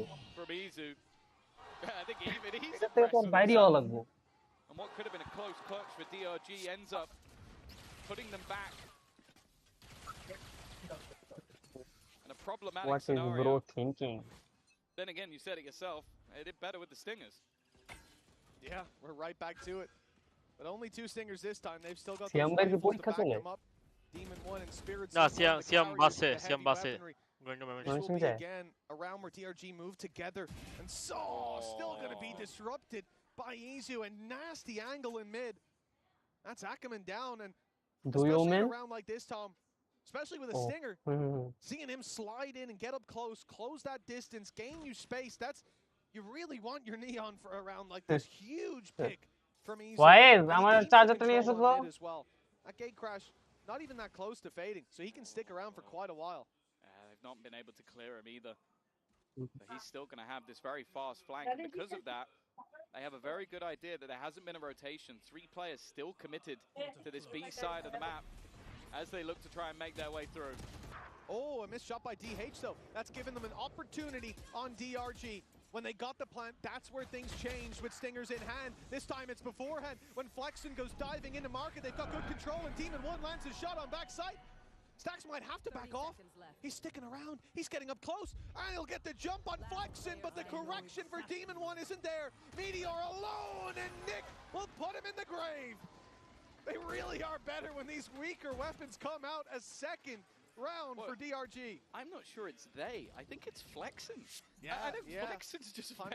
very good with the Stinger. Like, he's a little bit more aggressive in the way that he plays. Like, just looks to try and get up in their face the second he has this gun.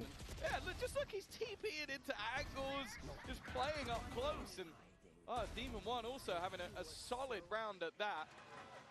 Definitely some frustration, and you can understand why. They've lost 2 rounds, and both of them, the core of it, has been Stingers. Yeah, those are the rounds that, you've already done the hard work. Then it's just about 15-13 your advantage, doubling down on it. Aggressive play, Flexen under pressure. Stax already wrapping around, and Flexen won't escape.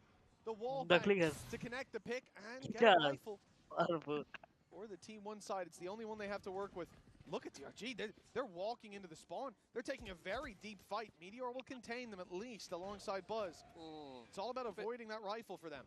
Yeah, that's the thing. If they go into A, they're actually going to plant for backside. I don't mind this, but it does mean that they're almost completely surrounded. Stax is actually going to try and utilize the Hunter's Fury, and the rest of them, while this is going on, onto Spirit Z1. They keep the advantage. And And Izu is now the one that's been given that rifle. It's whether or not they can retrieve the other. Doesn't seem like it. They're going to split back in the other direction, try and group up as DH still creates the illusion that there's a player here. And in the meantime, Izu goes walkabouts. Now they have the dimensional drift. They can find everyone else. Drops the rifle over as well, picks up another as he's running around the site. Ackerman and Nick have their work cut out for them. Ackerman good for the first, and the trade out makes it possible. Bye. Classic. একটা আলটেড নিয়ন রে বলে right click দে মেরে বলে Correction from T1, but I don't know what is going to happen next here as a MasterCard Thrifty one out by the defensive side. Continues the madness of not just this map, but this series. So yeah, you've got the first 2 rounds, then you've got T1 ওই ফ্যান্টমটা দিয়ে কিন্তু দুটো কিল করছে 1 rifle, pistols and a stinger. Then you've got the opposing side winning around with almost all stingers. Then a normal-ish round. And then, well, actually, no, it was an 8 HP clutch. Never mind, wasn't that normal. Then you have another stinger round, and then you have this round. It's weird. And, well, T1, I'm sure Autumn is kind of got to retract his slamming on the table, because now they've ended up in, I guess, an even better spot. But they're up against stingers again, so who the hell knows? We've seen it with 4. We've seen it with 2. These are warning shots. He's spraying the stinger. He's like, now they know I'm coming. Well, they certainly do. All that utility fired through, but Spirit C1 the first of all flexing again. But Stack steps up at 3 versus 2 that they find themselves in. The TP to backside for early control, and it might not even be needed. Demon1 all alone. Last time, he had a pretty hefty disadvantage, but this 1v3, a Guardian in hand. And a good idea of where this player is. He is checking this left corner. TH needs to be quick on the trigger, and he will be shut down. The spike, though, is not in a good position. With no cage left to cover the cross, that off could... What? A jump shot with the Guardian. That's one hell of an attempt. Now he knows that that op is on the other side, but hitting this shot will be difficult. Uses the cam to bait him out, and he's done so successfully, but he can't land the shot, and the stun sends him running back. The classic round the corner, that's a risky play. They've given Demon1 a chance, and he may land this shot, but it's one bullet in the mag. Not enough as Buzz He's almost through. And 6-2 on the board. Again, though, anything but a normal round. Yeah, I feel like চিল্লাইতেছে মনে হয় অ্যালেক্সের cheap copy what the fuck are you doing? That's the only reason I can think of that Izu would run around that corner with a classic, but it just feels like at times T1 এটা কি would করলো make লাফা this as uncomfortable for them. আচ্ছা লাফা লাফা গেছে ভালো কথা দিলে নিয়ন ফলো আপ করলো না কেন That was way too close.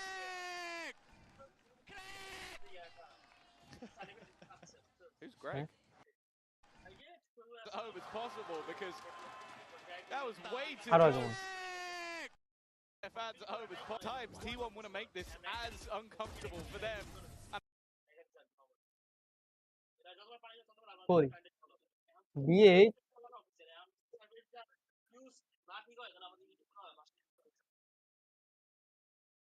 লল Coaching staff versus in the server, and I can definitely understand why. এজন্যই পজ দিছে Although they are winning in some of the weirdest ways I've ever seen. হয় নাকি Without a doubt. A 4-round lead, but with the way this game has gone, it could be swinging okay crash either way. করছে For DRG, though, Crash this is a করছে নাকি disastrous start. Of course, they're on their opponent's map pick, and আমি চিল মারতেছে কেউ I mean, so close ওরা to হারতেছে closing না that Lotus.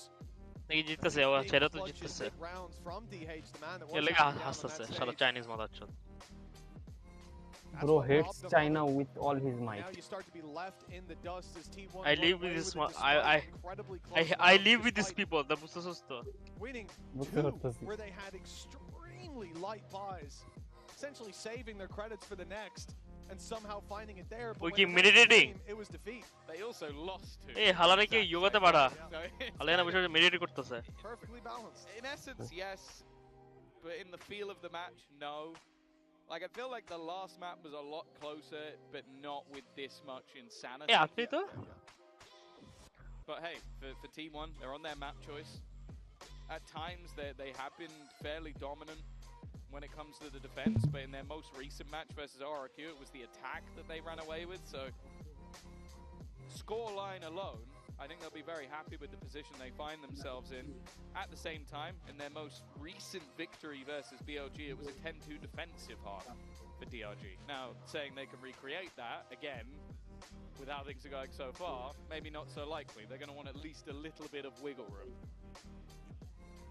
I think the interesting thing about this, and I know you folks are getting your stage shots, but when we get back into the game, you'll see that T1 actually left in a suboptimal position.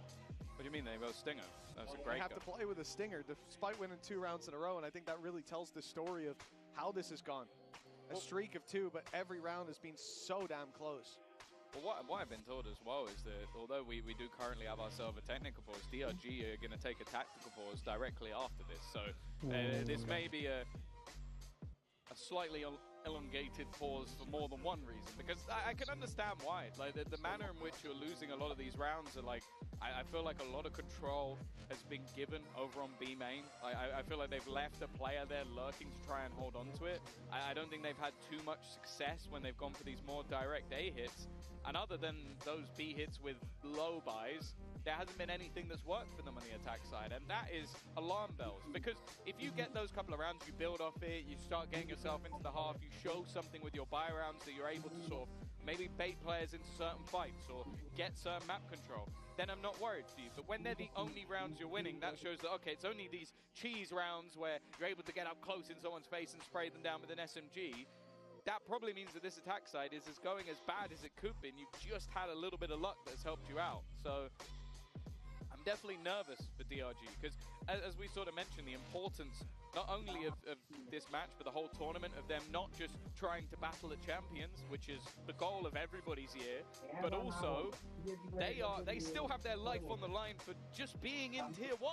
They are one of 2 teams that is the case. And you then have to consider the group that they're in. Like, okay, sure, a match versus Sentinels is a tough one, but you're going to be up against either the previous year's champions finalist or G2, who most people coming into this event put them at least top 2. Like, you're either having them or PaperX, who's probably favorites for the whole thing. So it is seeming like the loser of this match has got a tougher match in the lower bracket. And I want to look back at the previous map. You know, DRG, they didn't win the first half. They were 7-5, but we talked about their attack side, playing with the Waylay Yoru, and how much benefit that's going to bring to them now. Coming into this one, 6-2 down, and a chance for this to extend further for T1. Where do you see, from this point, the goalposts for DRG being? Where do they have to hit to give them a chance in half number 2? It's difficult. We do now head into our DRG tactical timeout. As said, that was coming. The producers did not lie to me. They only do that to Pans. But nonetheless, back to your point, I think that I kind of want to see them try and level this up, because sure, a 10-2 defense last time out, but versus BLG the time before, 8-4 attack, versus XOG 10-2 attack. They've proven that they're good on both sides of the map.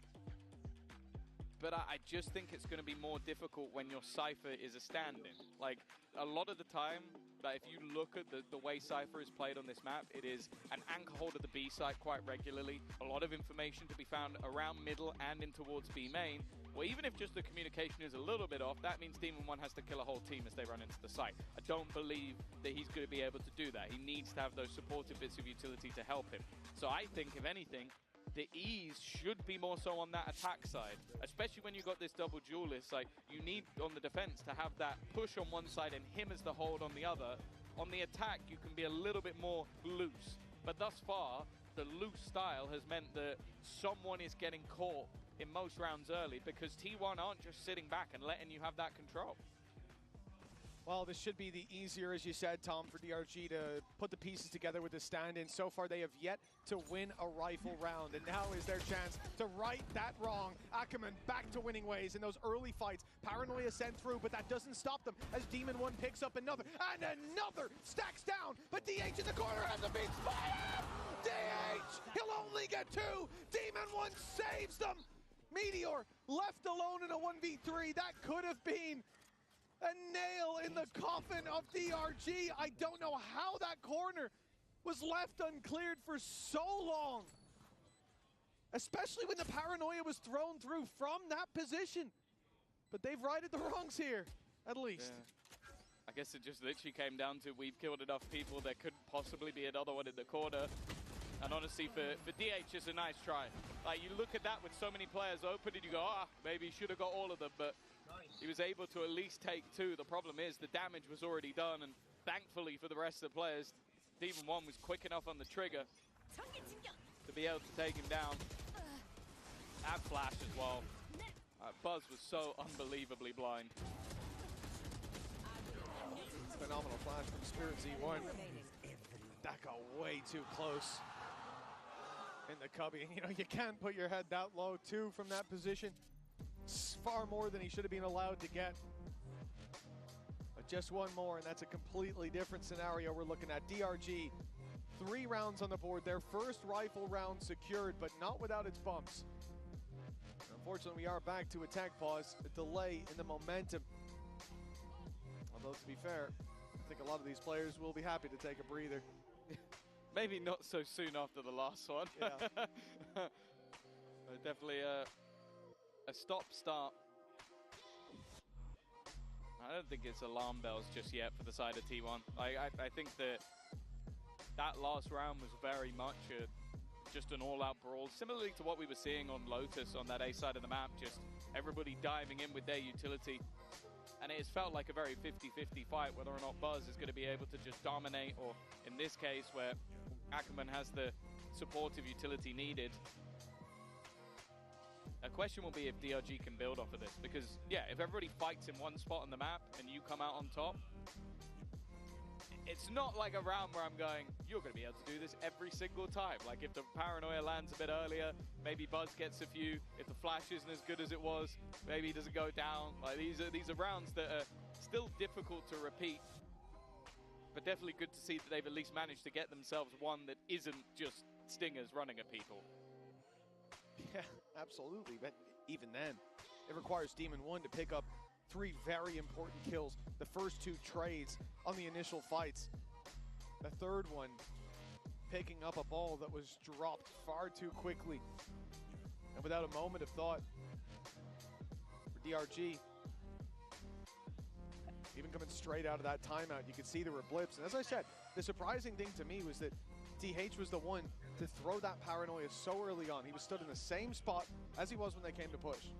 Well, it seems like this one is going to be a little bit longer, as we will be swapping out a PC, but luckily we're not going to leave you bored. Before the tournament, we had, of course, to get that script meeting ready and going, so let's see how that went.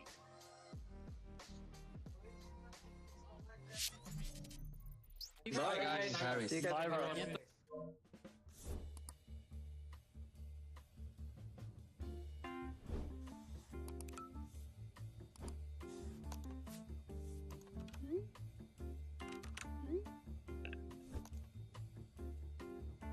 I already told you, I'm not buying your bundle. It's Pacific. They changed the script. Let's do another round of revisions to make sure it's fully actionable on our end. If they have our region come in second again. What is this? I thought we had buy-in from all stakeholders for an EMEA final. Actually, guys, I had an insane idea. Map 5, overtime, 15-14.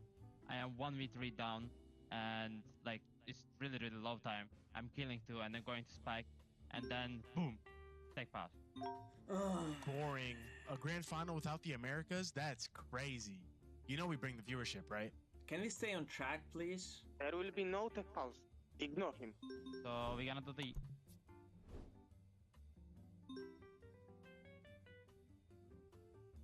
So, I invited him.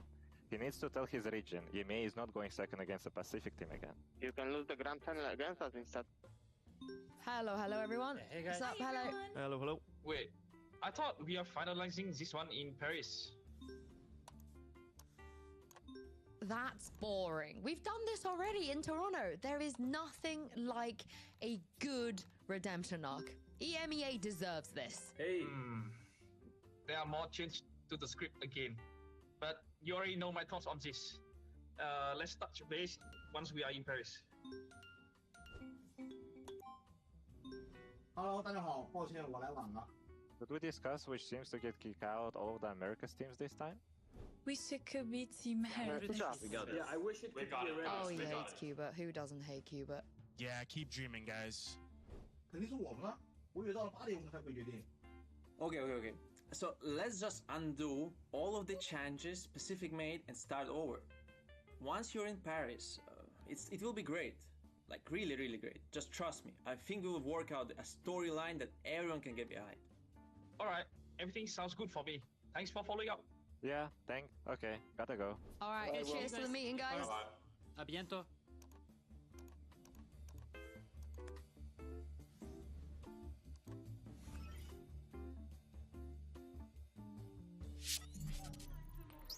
Et que serait l'EMEA sans une petite pause technique? On est à la maison et on en profite pour avoir deux fans français de T1 à mes côtés, William et Antoine. C'est un plaisir de vous avoir ici. I'm very glad to welcome two French T1 fans with me, William and Antoine. And the first question I wanted to ask you boys is, how does it feel, you know, having champs at home and seeing your favorite team here in Paris? Du coup, qu'est-ce que ça fait d'avoir les champions à la maison, de pouvoir avoir votre équipe ici aux arènes?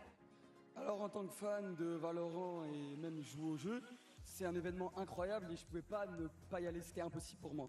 J'imagine, et pour toi? Ouais, c'est pareil. Bah franchement, regardez enfin sur Twitch les matchs c'est quelque chose, mais les vents physiques c'est vraiment incroyable. Le son des tirs, des smokes, de tout en fait, sur place c'est 10 fois mieux. 100 fois même. 100 fois mieux. 100 fois même, 100 times is better here than at home. You know, having the mood, the fans, you can hear the gunshots so much louder and it feels insane to have it in our own country, of course. And the second question I wanted to ask you about T1 is, who is your main character in that team? Who is going to carry, you know, the whole team? Donc c'est qui, pour toi, le personnage principal chez T1? Oh, Buzz! On est équipé, effectivement. So Buzz, obviously. Buzz. Et pour toi, du coup, Antoine, c'est qui ton joueur préféré? Mon joueur préféré, c'est Météor. Même s'il chope pas beaucoup de kills, il chope vraiment beaucoup d'impact kills. Et vraiment, c'est un joueur qui est vraiment très fort. So Buzz on one side, Meteor on the other one, and even though he's not top fragging, he has an insane impact, and I agree with you on that, definitely. Merci beaucoup à tous les deux. On va voir si T1 arrive à gagner. Thank you very much, both of you and everyone, and we're gonna see if T1 manage to get the win on Sunset. Impact, and I agree with you on that, definitely. That's how they win games versus Burnley, by the way. That's how they have to win Thank versus you Burnley. very much, both of you 1-0, and even versus everyone, us. and we're gonna see Miracle if free T1 kick, manage 1-0. to get the win on Sunset. Embarrassing. Well, it's time to find out if DRG can bounce back from 6-3 down and what has been a shaky start to this map. Make it all the way to Ascent, buy us a third map, and maybe even take their first series alongside their first map win. But to do that, they've got to defeat that team on the other side who, as you can hear in the What is crowd, that have joke, certainly bro? got some What is fans that out fucking here. joke? Buzz and Meteor, A tie the for Buzz Liverpool chant. there would be I like fucking hearing that. insane. But I And think it's somehow a great they point as well win. about Meteor that we heard from one of the fans that he might not be top fragging, but his impact is tangible. There's a reason the man's been voted an MVP before, and he certainly set out to try the two-time here at Champions. A long road ahead of them. Do you think NRG stand a chance now against G2, now they've played it against each other twice? A lot of people vote based on the score. Look, I'm gonna be honest. If NRG plays anyone that isn't G2 or PaperX before the top 4, they'll make top 4. I'm very confident in that. Honestly, I am. However, if they do face PaperX or G2, they'll lose. I think. Oh, you're going to bring Samuel Etienne up here in Paris? That's My genuine prediction for NRG before this event started was top 4 finish. They're in house, you know. I'm sure he's chilling, but yeah, I think obviously the extended break not ideal for any of the players down on the stage, but for DRG maybe a little bit of a momentum breaker, not only Fnatic? winning the last Oh, round, that's a but tough also one too. just Okay, I think the they way lose to that the map Fnatic was as well. going, if you just joined us, was very much. I think they lose to only able Fnatic win as a well. couple with Stingers, and with the rifles they were really struggling. They did just manage to win their first. Alphair like does not lose. Chronicle does not lose to America's teams. Yeah, the Gecko fans have been starved for attention so far. Maybe that'll change as the tournament goes on. It's actually just Gecko's looking for his wingman. But I also have Fnatic getting grouped this event. He's been heavily nerfed. That is my hottest take in this event. Is Fnatic getting As we grouped? get back into things fairly soon. Obviously, as you guys know at home, there was a PC swap needed down there. Always takes a little bit of time. Do you think Liquid will make it out of groups? Yeah, I do. Last time coming out of one of these tech pauses, we had a tactical pause. And what I like about this DRX beat NRG somehow, we might not be touching base with the coaching staff, then no. IGLs have had quite a long time to think about things. Then I think NRG beats Liquid and lowers. DRG. Otherwise, yes. They just found their first buy round. They've yet to streak two together because, again, they've been doing the really Do you think NRG is better than Heretics? I absolutely do, yes. And then losing when they've got rifles in hand. At this current moment, right now, as we live and breathe, yes. No, I'm saying DRG are the ones that will need to build around this little break the most because they've had the issues. T1 are 6-3 up. One of our, let's see. I will admit if I'm wrong. I will admit if I'm wrong in legit 3 hours. When we watch Heretics play against G2, I'll tell you who's better, in my opinion. The muscles. Oh yeah. You're almost as strong as Flexen. We just can't quite see it.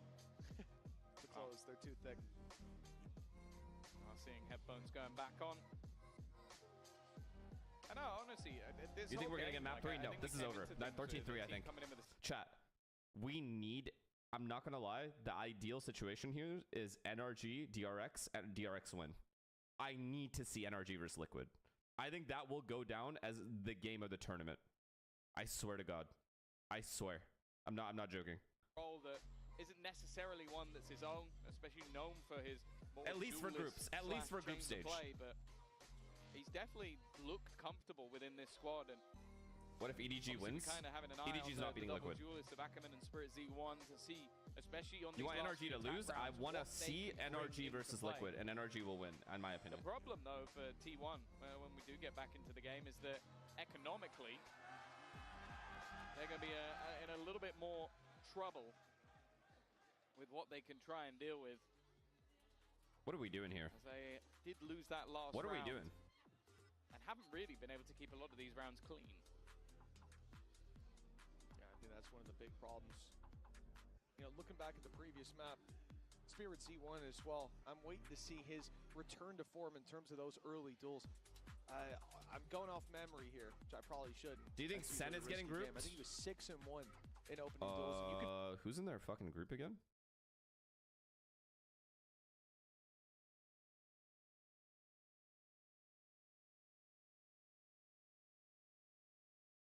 Yep.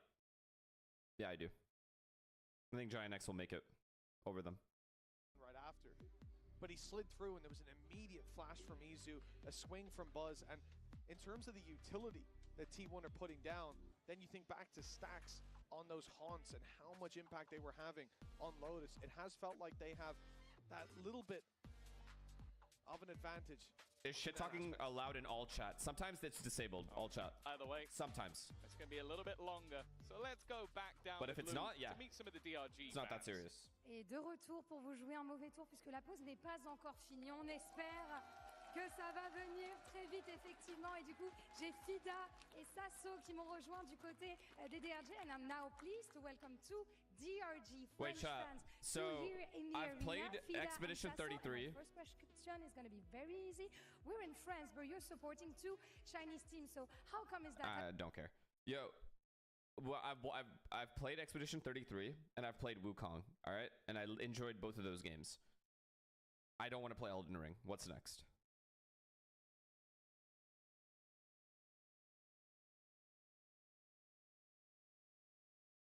I'm not doing Silk Song either. Don't even ask me about that. That's not a game I would play. This doesn't look fun. What's the next fun-ass game where I have a cool talent tree, bunch of bosses to fight, and I can just like do my own thing? You know? But it's like actually difficult.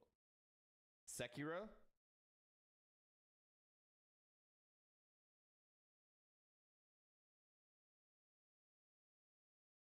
Last of Us? I don't want to play Last of Us. I've seen it played by other streamers. Doesn't look that good to me. For me, at least. Sekiro. God of War. What game has, outside of Elden Ring, what game has the hardest boss fights that you've ever played? Where, like, you genuinely rage at the boss fights. Like, actual next to impossible boss fights. Sekiro? Is that hard? Really? Wow.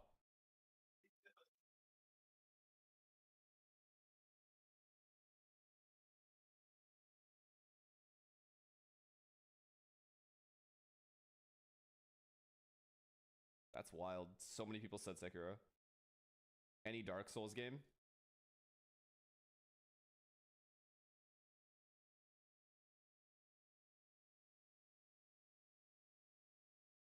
Do they have like secret bosses too, like Wukong? Where you can just kind of walk into them? See who's going to be able to carry this match between T1 and DRG on the Chinese or on the Korean side. See ya. Hello, everyone. Oh god, Yinsu, here we go. We would hop on for a bit because someone might have missed us. Nope. I missed No. yapping with you two No, for a bit. Yinsu. So how are we doing? It's not like we don't yap in the green room the whole time. I We're don't not really yapping talk to on you, camera. so- That's Why do you not Yeah, like Elden I Ring? I just raged at the very traditionally first 5 minutes of it. not a yapper. Yeah. I couldn't kill the guy with the Very horse. Everyone believes On the that. horse. Keeps my opinion to myself. Literally pissed me off. And I'm 6'7". I don't like the movement in the fucking game. I can't like dodge shit. Why you just dropped to like an elite Zoomer meme on me? I don't even Keep know. going. I like love that. obviously am dodging this guy and I still get thought hit. it'd be I don't fun understand. Skill during the issue? tech Probably. wars, to play some games, but for now, just to give you guys an update, we have swapped out a PC. We're still encountering some client issues, but as soon as that is fixed, I will let you guys know. Have you ever played a game called Never Have I Ever? Have you played this before? This is like I have actually. This is like a staple of my university day, college, university. So the aim of the game is you're trying to say something that you have never done, but the other two That guy people have wasn't to even try meant to and catch get them killed in the off first place. guard. The game shows Does you that that make you have to sense? upgrade and come back. Run That's how that it way works. one more time. Sorry. So you're. Here's my mentality, all right? If I run into a boss, I have to kill him regardless of what level I am. So why the fuck is that guy standing there? And if my rage takes over and I rage quit the game, then that's what it is. That's just what happened.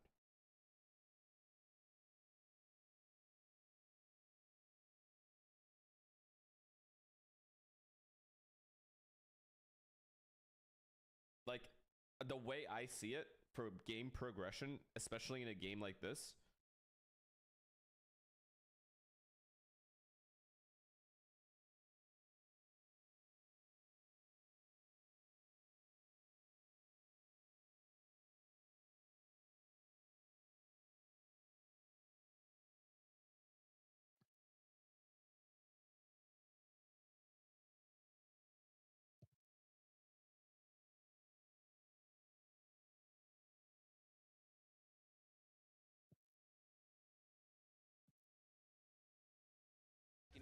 Elite order. While I'm there, do you know who has the most disgusting like meals ever, like unacceptable? you avoid Aspas to go C, same way you avoid that boss. Because he likes to eat microwave No, I've hit chicken C on him many and he times. eats that every day. Just max util dump. That is outrageous. No, that's not a good look for you. No, don't get it. And honestly, Dan, Dan, if you get it, don't admit it. Okay? I get it. This is not a good What thing. do you mean? Tarek was stuck on him for 5 hours, bro quit after, or no, for hours, and then bro quit after 5 minutes. I did see Tarek, actually, I saw Tarek stuck on him for a long time. Why not? And I still tried. I mean, I it's remember not when he that- was playing that game. You know, you can enjoy other things while also making it easy for yourself when you're at home. Microwave. It's like watching That's an Valorant every insult day. to my culture, by the way. But yeah, you got your turn for a Never Have Ever. Go on. Have you played Clash Royale? No, I haven't. No, I don't have one. I don't know. Okay, I reckon I have another one. Okay, let me think. Oh, go on. No, I'm Oh, I thought you had one. Yeah, I thought you had one. okayed with a little. Yeah, you came. So I thought, I like this jacket though. Oh, never have I ever rooted for an America's team. The one Doug has on. I mean, No, that's a lie. That's not fair. That's a lie. There's no Whatever, way you've sweatshirt, never, jacket, ever, hoodie, in the whatever 5 you years call of it. Valorant, Zip- hope that an zip up. American team would win something. No, a I match. feel like you have. I feel like you That's a load of malarkey. I mean, if you want, Try if you Witcher really 3. thought about this, actually maybe Everyone said Crew. Sekiro. I think maybe I kind of rooted for Crew cheekily back in the days. Vamos. I was really rooting for Crew.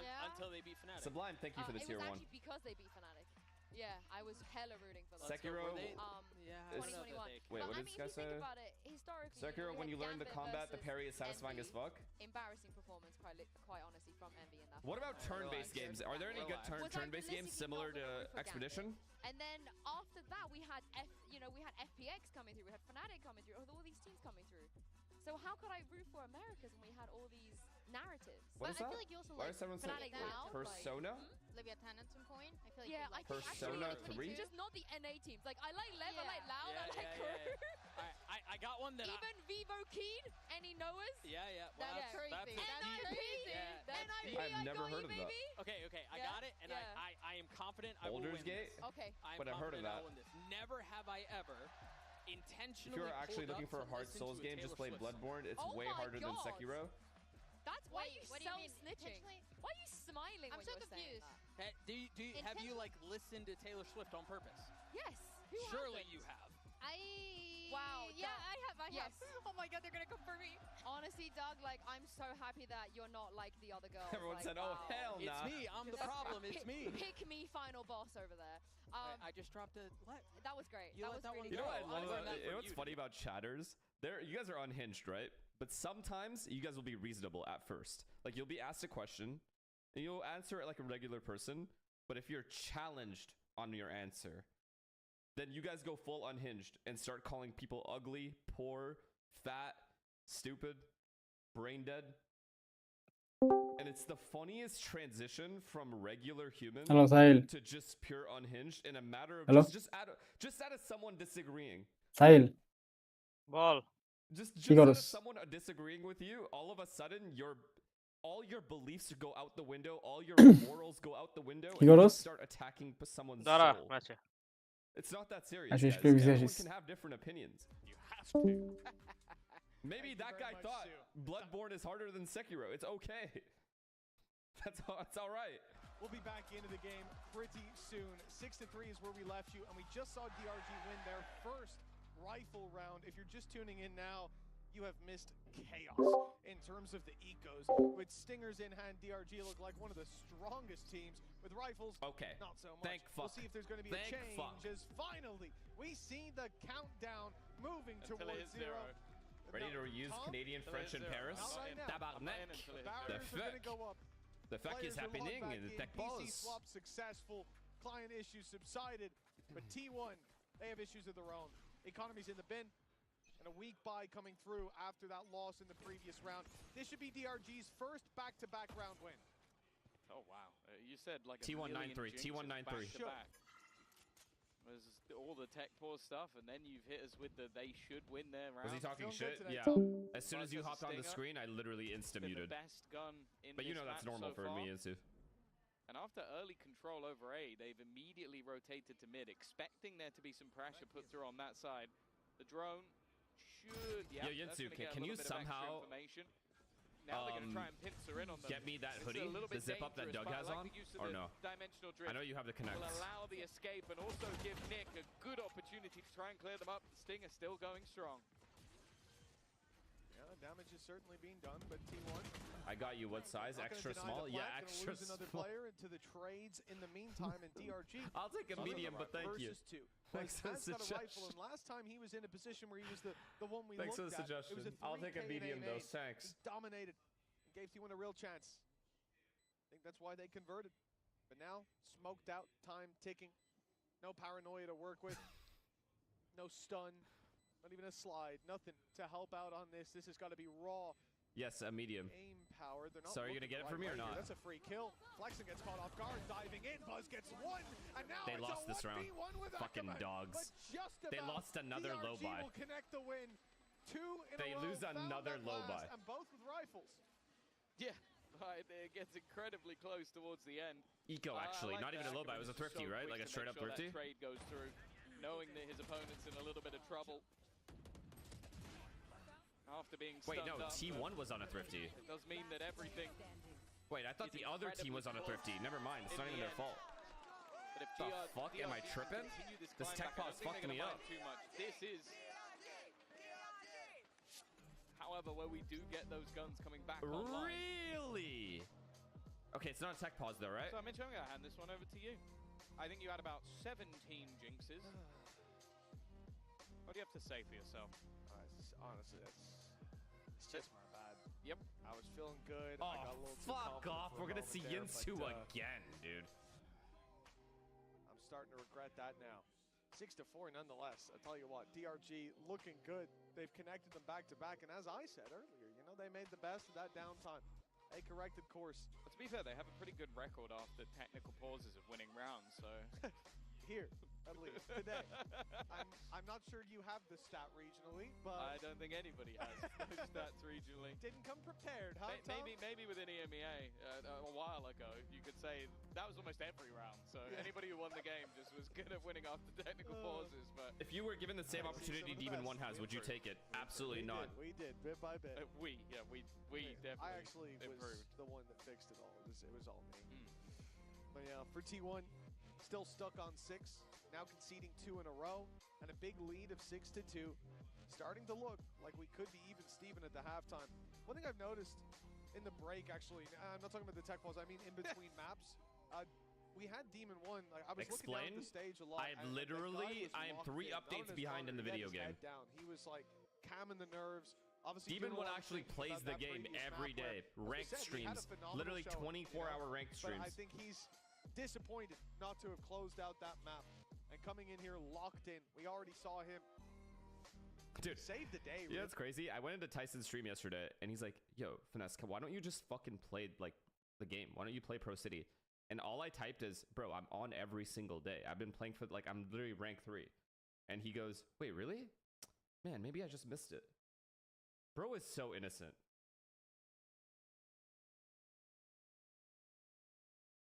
Like, he's actually just so innocent. I'm just blatantly lying.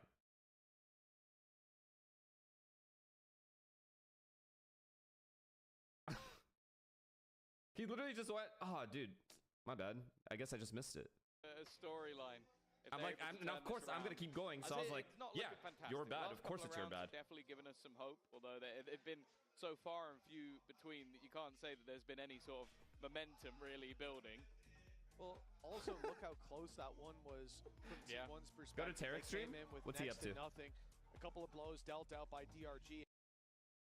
So long. By DRG, and yet they kept trading it back and forth to a 1 versus 1 in the end. You can press down after jumping. I think I just fucked up. What is this? Oh, but they should be winning this. This should be their victory. It very nearly wasn't. And for T1, that's fantastic. They're making the rounds that should be dominant for their opponent competitive. Tempo run? Now that they'll have rifles coming back in, now that we... I hate whoever suggested that. This could very much be where they hammer it home and lock in an 8-4 lead for the halftime. But that will be the other issue for T1. If this goes back to 6-6, I think they'll feel gutted because it will be 2 rounds of SMGs and then sort of like a lot of close rounds that could have easily gone their way to a very, very dominant half on their own match choice. And instead, they'll now be going into what should, in theory... Yeah, this guy's actually like passing out. ...result be the better half. All right, everyone go get a water. Oh. Everyone go get a water, go take a shit. Be right back. That's actually... It's a waste of time, guys.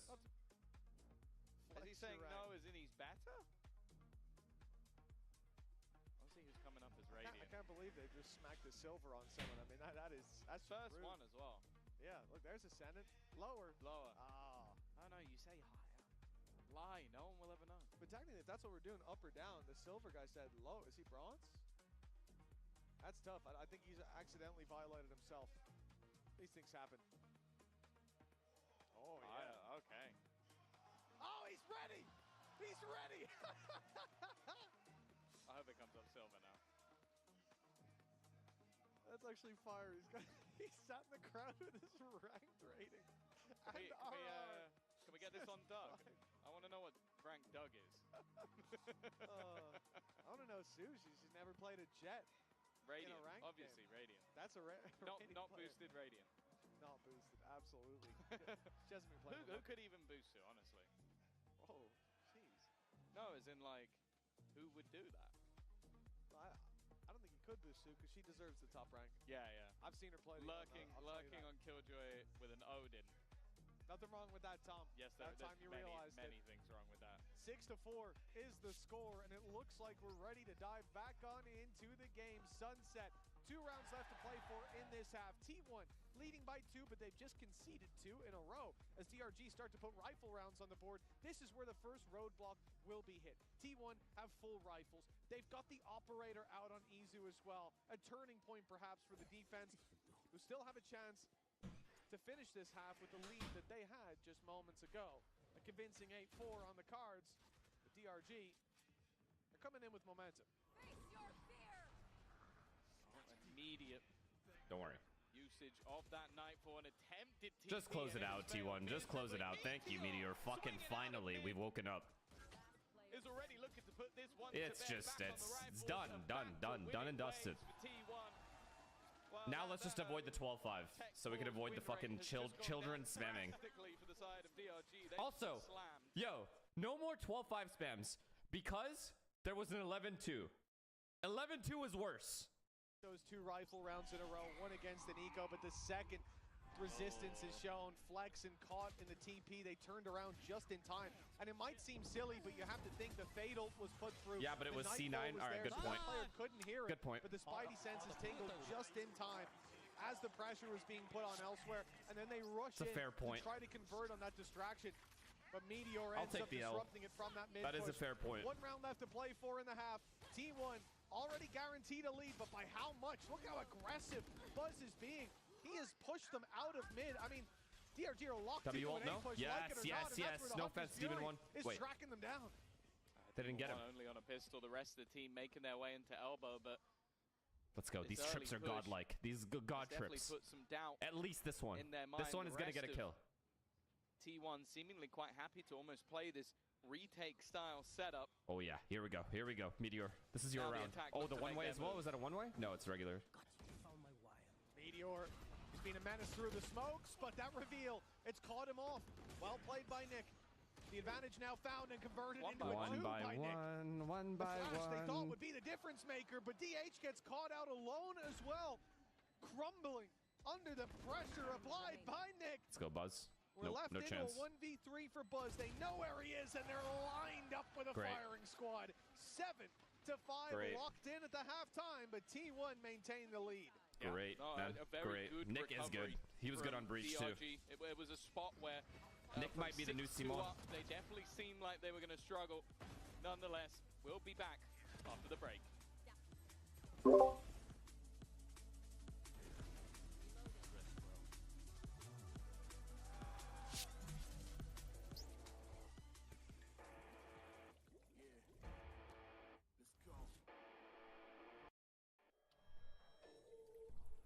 I'm not gonna say it. I'm not gonna say what I want to say about this commercial.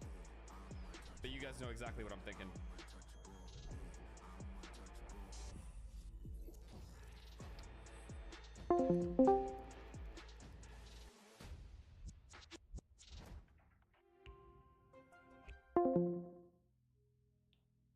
Guys, if somebody looks like cryo cells, I'm gonna say they look like cryo cells.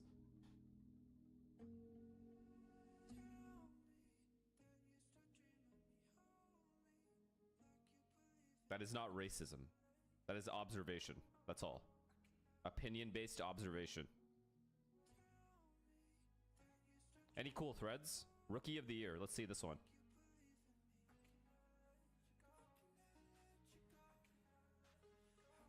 I don't know this. Like, I don't know these people. Wait, I know. It's Thai or Thai? It's Thai, right?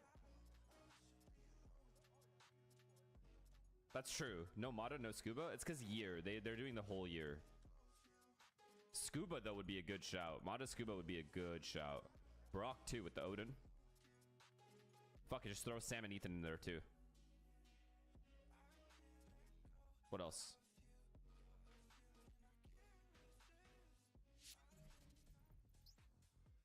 Any juice? There's no juice. What about in Reddit? I literally sacrificed my whole entire soul to be here. What is that supposed to mean? Was definitely the standout. Give him a rifle in an eco, and the man gave you a round win. Yep. No, he had a stellar half. I think especially What is that supposed to mean? Going into the attack side, it already seemed like he was a pretty big focal point of their defense, but I only assume that that's going to be even more so going into this second half. The setup from the likes of DH and Stan Means he's locking in. I mean, they're gonna lose this game though. That's what's unfortunate. They needed map 1.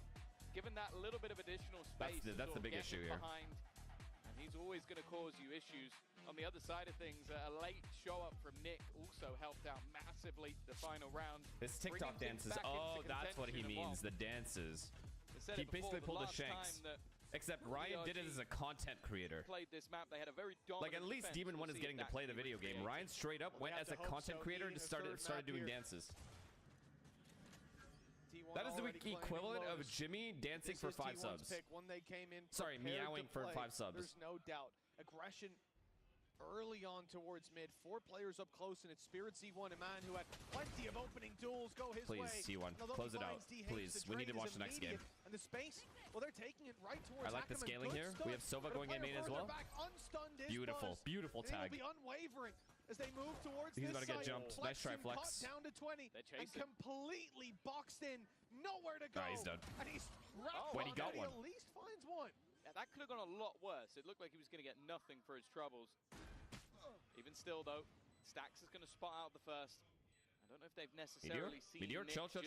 Meteor is going for the fight a little bit individualistic. We lost. Swing back wasn't bad. It's DEMON1. DEMON1's They done just well. lose. Unaware of where Buzz currently is trying to figure out every single angle. Instead, beautiful. he's being swung on, and it's Buzz once again.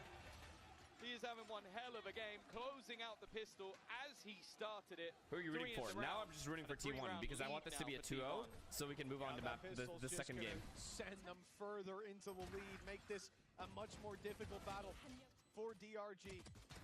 And here's an interesting question because they've been extremely good when it comes to the weak buys, when it comes to the stingers. At this point, it's a risk, but you must be nice to have that passion. Looks like they've decided against it though. On defense, it's so much more of a gamble. Like on attack, you can run it down. You can maybe find 1 or 2 players on their own. On defense, you have to basically pray. Wait, it's an A stack. No, not another eco. Not another fucking eco. It's an A stack. And at least for now, they have got their stack at the right place at the right time. They don't have the weaponry to back it up, but. No, they should be fine. They should be fine. Very all in for the side of T1, but they are doing well to pick apart these pistols. There was definitely danger in this round. I don't think it's worth having a trap in that area if you are 5 stack day. Danger head first. And they're even clearing the back. Let them get up closer and back haul, and then you do it. Not that deep where they can get out. Stack day and then left one guy to play info around mid, around B, deep camera, so they can rotate early. But no, he was there as well, and T1 won't be caught off guard by that sneaky little play. 9. What games are you currently playing? I just finished Wukong, so that's why I was looking for a similar game to it. I've seen the gap close in, but it took everything DRG had to offer. And again, it's been a while since we touched on it. The stakes for this team, they have to outlive XLG in this tournament, or Ascension. I'm gonna try the Sekiro game that you guys suggested. I'm gonna watch videos first to see if I'd enjoy it. Oh boy, really? He's playing like his life's well, at least the 12-5 is avoided. There to back him up. It's a clean round. It's okay. It was a bonus round. DRG. The bounce back no might problem. Continue, or might start here with a flawless. Yeah, what a response. We've hyped up Buzz all the way through. He still sits atop the pile, but it's the same sort of stuff we saw from him in the first half. Ackerman just taking over that DRG control, won the game. fighting tooth and nail with a teammate alongside him and just landing every Here comes the single T1 masterclass control into B split. I agree. Puts them back on the Through board in top clean mid. fashion. Wait, they're going A. They're going to need a few more of those. Oh god, Still 3 behind. DRG's gonna win. It's one of those things as well, just the impact of Flexion's paranoia straight down through that laneway. It's so difficult to play against. Guarantee DRG's gonna win this. Good flash. And it doesn't catch the first player through. Buzz able to follow up as a result. DH and Stacks with their own kills. Come on, come on. It's fallen just like that. DRG trying to repeat the success of the previous round, but they're not quite as all in about it. Trying to push around through elbow. Paranoia out of position. And ultimately, come on, man. Is what stops that from being a bit more risky. Because yes, he could see, but the rest of his squad was blinded up. But no one could follow up on that from the defensive side as they were locked out. And once Buzz came swinging through, it was done. This is the problem with those sort of A-side aggressive plays. Is like it really does feel like a coin flip. I guess he changed it up a little. Before it was just come on. Now it's like lands that first shot, create a domino effect. Think about it. Last round was flawless in the favor of DRG. This, well, it's not flawless because 2 players are probably going to survive, but it's flawless for the attack who are not losing a player. Why are you moaning? You have to add some passion into the come on. It can't just be come on. And sure, there's enough credits for DRG. Okay, there's two emotions with Sam's come on. It's either. And they're running out of time as well. Yeah, they've got the credits here. Right? Like, that's it. Like, calm. Because the round was clean. Right? They had momentum. But then there's the very unexpected round win. And that's when you see that. Those are fights for the most part that you're at a major disadvantage. There's your Meteor back in the crowd. So it's one of two. Push up to double digits. Going 4 to 10, rounds ahead. Rifles for DRG, but this is one of their last opportunities to fight for this map, to fight for this series. And it will be Buzz and Izu. No way, they all 3'd up. What is happening? There are other bomb sites. It's not just A. This time. Exactly. Such a ridiculous way to play the game. Literally, our entire map is being decided in one corner. A main. That's where everybody lives or everybody dies. And we have now just flip a coin. Wait, Loki, that was clean as fuck. That was actually clean. Flip a coin each round, and whoever gets it on heads is going to be the winner. It is absurd. I love the fact the thing is, now it's obvious T1 won't go A. So T1 needs to go A again. He's like, are you winning, son? Fuck. No? Okay, I'll save. Yes. Oh, it was so obvious. Well, one of the things you said was wait, they are. He's taking space A. Good boy. It just hasn't mattered at all. They haven't come towards his site. But this time, it's different. T1 don't decide to just throw themselves into the blender. They've just walked up A with the spike. They have. The idea here is to fake it out and look at how it's worked. DRG rotate. They push mid with 3 early, come through market to reinforce the B site, thinking that's where the hit's coming in. But now, those players stepping back in the other direction and seeing no contest around A main. T1 should be sensing that this site is much lighter defended. And in fact, it is only flexing. Well, DRG are now pushing up. This is where they now have the information. They've cleared all of B. They've cleared all of B, man. Hurry up and hit the fucking site. From Spirit Z1. I'll handle this, he said. Now he's going to be able to find them that information. He now knows that this is another A hit, but it's not a stack up of players anymore. They should be able to get into the site, though. Yeah, they got it. But they can't take this risk. It's just not worth it. It's down to the spams, but nice work from Flexen. That stack's gone. Yeah, Flexen making a different Buzz, please, Buzz, please. Just ult and win the round. The spike will be retrieved. However, T1 ult and win the round. Not looking to the side, at least not with 2 of their players. Paranoia being lined up right now, but they don't find the picks and swinging deep. Nick unblinded, able to drop DH.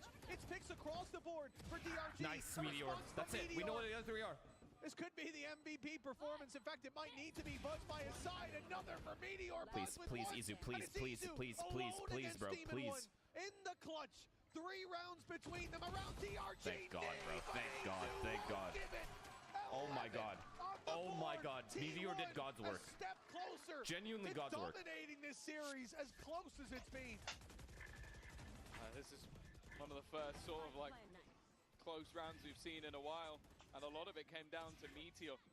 His target isolation was sublime every single time, not giving them an opportunity for a trade, well aware of the angles that were left missing, and gave Izu a chance, maybe in a round that they never should have had one, because the way that kicked off. Overall, Demon1 has been playing well enough. DRG.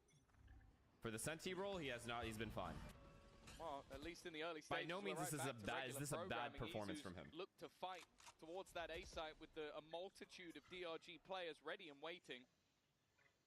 Stop rooting for T1. I'm rooting for the game to end. They're going a different way. Flexen definitely having a better time when it comes to A main. Demon1 though, under heavy pressure. He gets his one. But he'll got go his down one. Eventually. Thunder's Fury clearing out the backside. At least the closer corners. Let's go. Let's go. Like, come on. Spirit Z1 falls, but Ackerman's there so quick to trade this back. The advantage stays with the defensive side. The spike trapped on the site. There should be a way for him to get out of here. Please, Meteor. Please. You know what to do. Feeling Ackerman as Meteor creeps his way ever closer. You know what to do, Meteor.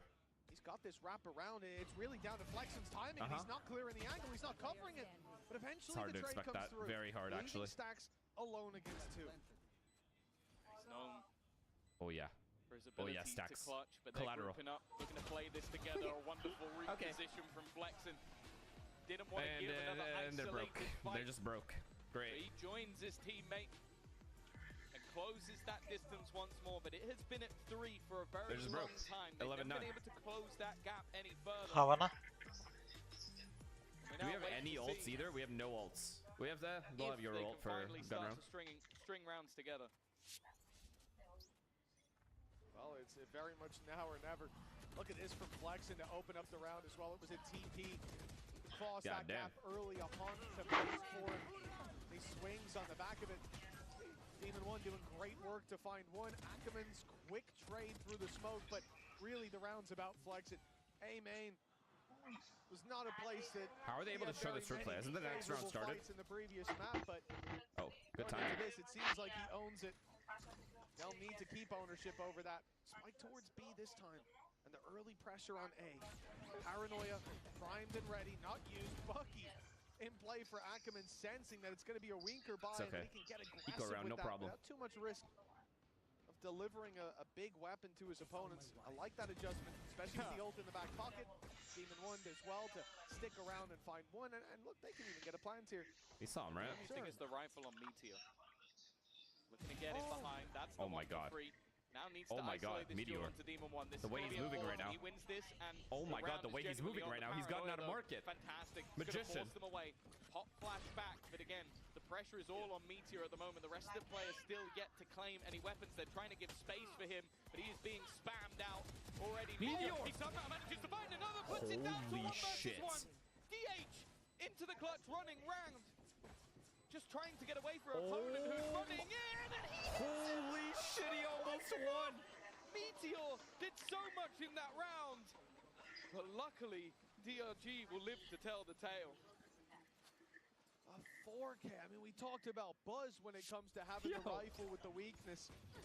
Let me watch Meteor, let me watch Meteor. That is ridiculous. They're not going to show me the highlights for Meteor? We need that slow mode. Thank you. Look at this, he steps into the wall. They thought that's going to be their fast lane to success, and instead it was so close, so close. Isolating. Just one man, but he fires back so strong. DRG able to close the gap to 2 now. All right, end it here. End it here. We have your ult as well. And another close round with weaknesses. It makes me worried. Okay, we have a Cypher lurk at mid. Straight up B hit. Faster play being attempted. Let's go. They have 3B. We see 3. We see 3. Spot a lot of players. Oh my god, what a big kill. And that's Nick already gone. A fantastic start, which will give them a lot of space. There is still another player here, but good they're going to be trip as well. Meteor's been getting so many kills that neural theft is already back online. All right, T1 should secure this. He's such a madman. But he needs to deliver more. Meteor and DH down. Here comes the ult out of Spirit Z1. A lot of information to work with. Good stun though from Buzz, and he converts the kill. Izu expecting that decoy, but Spirit Z1 delivering in every fight and caught with a flash in hand. Meteor with a 4K in the previous. Spirit my Z1 fucking god, we are getting clean entries into the B bomb site and can't hold. DRG just one behind, and the economy of T1 starting to struggle. This is gonna go a third map. The way that T1 tried to play that. They see that Spirit Z1 is going into the ult, so they push back site. They try and avoid him while he's giving information and take another fight. But the fact is, he was the danger in that round. He was the problem that they needed to get rid of. And individually was enough to take that one home. This can't be happening. It's said about rounds being brought together in a T1, row. please, you guys are doing the first part of the round right, and then everything else wrong. The need to pull out that timeout, because from this point it's been a back and forth with them taking the pistol, the follow-up rounds as well. That gave them a pretty big advantage. If you win both pistols, what can we do better in these close plans? What can we do better in the first half, and then still lose the map? I'll be honest, I start to understand Autumn's frustration from earlier in the game. Without a doubt, the timeout from T1 here to course correct. This is a tough round to do it in. As we said, the economy now taking a big hit. We should be looking at 11 to 11. It's on DRG to make that happen, but they come in with a nightfall as well. It'll be great to clear out some of these positions that you're going to be worried about with those weaker weapons, with those shorties, or even the Buckies. Buzz is pulling one out. Look at the buy. Just no guns at all. little avail, but I think on the attack side, No guns in there. The ult cycle is not in T1's favor at all. Of value. And we're right back to this A main aggression. These guys have fatal that they might not even have to use this round. Stacks, yeah, I was gonna say he had a guardian. Oh, he has a guardian again. Time's running out. Is he keeping that? He's on Incoming the other Thrifty, I side of the fucking map. hope so. I don't know if this is going to be a pump fake towards A and a There's rotate 4A. back. There's 4A. We'll see. Reveal's on the way, and there might not be any going back. Flexen and Ackerman have shut them down. What a read. Now we have seen that double duel is really starting to come alive. It's another big round from Ackerman and a complete shutdown of that A site push. 4 in a row now for Can DRG. we fucking B-split through A heaven? Or really A heaven. into this one. Through top mid? We've spoken about B-split through top mid. Easy win. On either side, T1, a team that won the first Masters, didn't make the second, and now look to come back at champions. And DRG, an Ascension team that need to do better than XOG in this tournament. Otherwise, they have to go from champions to Ascension just to stay within the league. They are fighting for that right now. Wait, there's 3B. There's still 3B. There's still 3B. Direct take again. But there's a couple of Oh my god, Demon1. Oh my god, Demon1. Oh my god, he died. Another 5v4 post plant. Another 5v4 post plant. This is like the 4th one I've seen. Those traps. And all the information. On retake, they've still got lots of work with Nightfall. Primarily, Nick throws that through, but a TP from DH. He is behind them now. Buying time, perhaps a thorn in their side, but Flexen quickly eliminates some stacks. I can't believe it. I can't believe it. And dealt with. From a big lead in half one, 6-2. I actually can't believe it. At the halftime, they are getting the cleanest entries into the bomb site, getting the bomb down, T1 now and then losing. And need another because they take extra fights for no reason. Yeah, this has honestly been a surprise. The way that the rest of this map were going, I thought the T1 had this dead to rights. Oh, Meteor, man, we don't have to do any of that. Second pistol to give them the lead, but some real resilience being shown by DRG. They came in as the number 2 seed for China, but I think many had the expectation that once Demon1 was added in as a substitute for Vukashu, one of their best players, that this was going to be a different story. A Rage A rush. They have 4A. Maybe not just yet. They have 4A though. Buzz, though. He still has other ideas. DH as well. Overtime is coming, Mitch. We're going to get it for the second map in the row. Oh, DRG, I actually feel bad for DRG. They had a good read there and lost the gunfights. Well, he certainly got his moments. They actually had a good read. They just lost their gunfights. In the history books, you think about him standing on the stage, and hell, he might mount that. If he 1v5s to win the map, and he might mount it again. If he I think T1 dies as a team before map 3. Very much justified to do so. I don't think they make it out of backstage. From T1. I'm not joking. We saw throughout that break between the maps just how deflated he was. Losing that first. Having the opportunity to close it out, but you can't put that on him here. They are playing so patient too, and the swing from Buzz to close it, 12-12 with a flawless round. T1, they bought themselves an T1 will close it. T1 will close it. To close this I think so. 2-0. T1 will close it. Important moment I said DRG we've got a like charger there. They still do this again. This has been just the most A-main fight-heavy half we've seen, I think, ever. Why is Demon1 afraid of taking gunfights? He's not. He's just last alive in a 1v5. What is he supposed to do? He's trying to isolate fights. He doesn't know where anyone is. In that fight, in general, he doesn't look like he's scared at all. DRG set up outside the B site. He's just playing it intelligently a lot of the times. In OT, I suppose, and a lot of it comes down to the fact that Buzz putting that wall through gives a perfect flash for Izu. Flashes the left side, Buzz is through the wall. It's a guaranteed kill. Chat hates Demon1. I don't know why you guys. Not you guys, but some of you that are typing shit about him, I don't know why. What does bro do? Hasn't even played the game. The site set on B, most certainly. They're locked in here. And with how much space Izu already has, it is going to be the rotation back in the other direction. The thing is, though, the pings on the map suggest that maybe DRG expected this all along. I don't hate Demon1. I just need T1 to close this game out because I just... Now I don't know if I even care. Now that it's overtime, I don't care. We can go to map 3. Honestly, that's how I feel. Now they look to challenge for mid instead. player spotted on the left.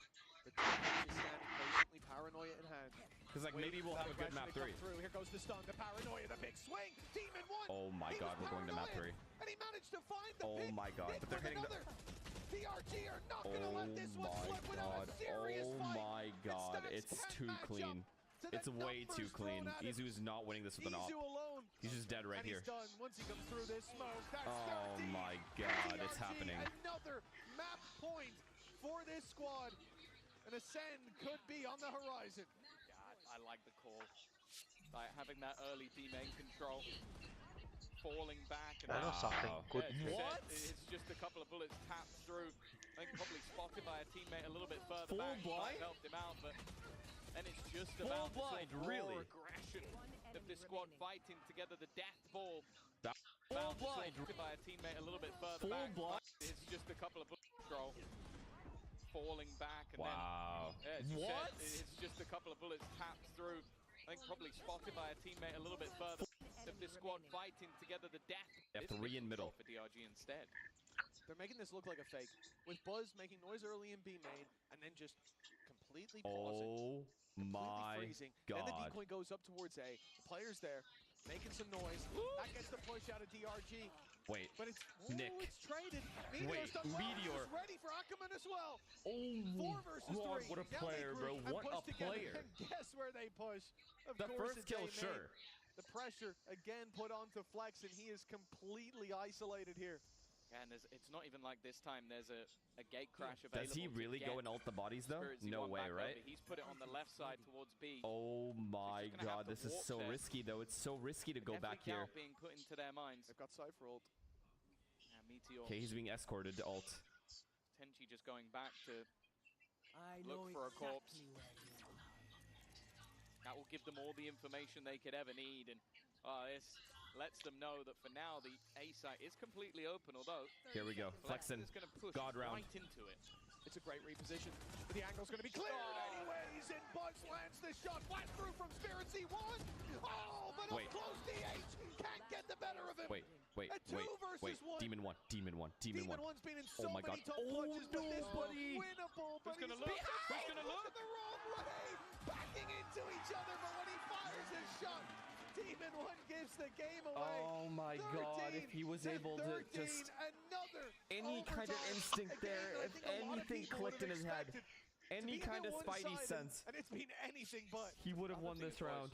I feel like every time... This is insane, by the way. Looks like it's gonna this second kill is insane by Meteor. Out of absolutely nowhere. Like in the first map, I want to say it wasn't the Meteor that we expected to see. This map has been exactly that. Like it's had so many high impact moments, and yeah, that one, okay, that's about as free as it gets. Autumn is gonna take a timeout once again. Like I said, it seems like he likes to use the timeouts in the half that they've been. How's that the crowd's fault? Like it's not. Shot a bullet. They have not been able to find too much when it comes to these defensive rounds, at least so far in OT. So he's going to try and give his squad a plan. That did work for them to win 15-13 on the previous maps. DRG having a moment to talk as well. Pressure, I imagine for a lot of these players, never been this high. An OT loss before, this could be Dihan needs to get vaulted. Bro, the jump slide is crazy. In favor of DRG, and instead, with her speed as well, it's very hard. Survival. Just like in the grand scheme of things with XLG and the Ascension creates so much space. Izu's having a rough game. And it starts here for DRG. Attack side. On Yoru. As the timeout subsides, the barriers soon to go up. And DRG, good read or no? DRG thinking about A main aggression. 3A. 3A, fight early and then let them run into the Cypher. The Cypher trip being here though is very unexpected. Throughout the entirety of this one. Oh wait, he accidentally broke it or? Spam's doing quite a lot of damage onto Meteor. Oh no, they've missed it. Axe going walkabout. Flexen has made it into mid. Oh my god, oh my god. It seems like his opponent is well away. No, I don't even know why I'm saying no. No to what? T1 desperately have to deal with. They're going to go hunting. Buzz is being sent to try and get rid of this man, but in the meantime, they are fighting. Oh no, he didn't get his one. He didn't get his one. DEMON1 though. Well, until dropped, but it's Buzz instead. No, I'm telling you, this is DEMON1's round, actually. No jinx. Although with him low, No Izu jinx, on an no jinx. There's no operator. flankers either. There's still a good chance here for DRG. It's the Izu off. They already have the man advantage for T1, but now they can sit and hold an angle. Any peek in that direction is almost an immediate loss. Okay, they're avoiding the opper too, which is good. Izu's been pretty consistent with that, but now swaps over to the rifle as shit. push comes to shove, Shit. and it's time to get aggressive. And DRG are waiting for this, though. They're looking for the fight. The slide, the neon slide again. To 13. Fuck it, close it out. T1 are now facing into map and series point. DRG, they're going to have to dig deep, even just on an emotional level with what they've been through in this game. This could be already over in their favor. This fight was so integral.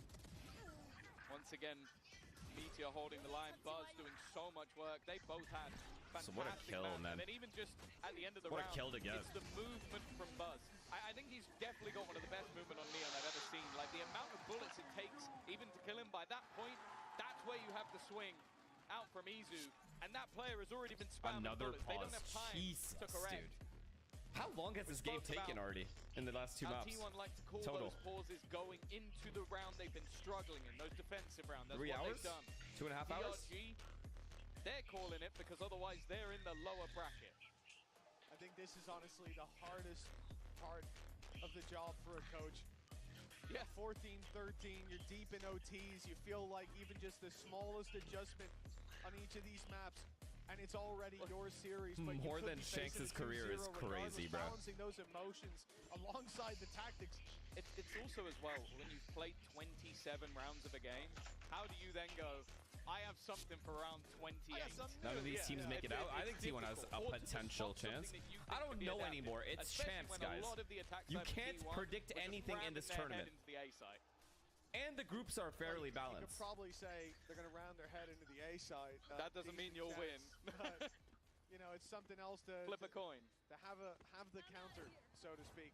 They're going again. PRX and G2 are the only teams where you have reliability of some kind. And they're drawing There's no one else. completely over to that side of the map, but DRG already had a gate crash in play. Here comes Spiritsy in was before ready for everyone this. starts This must naming be their favorite discussed team by and then DRG. question mark. Now they've got 2 players on the site with a quick rotation from Ackerman.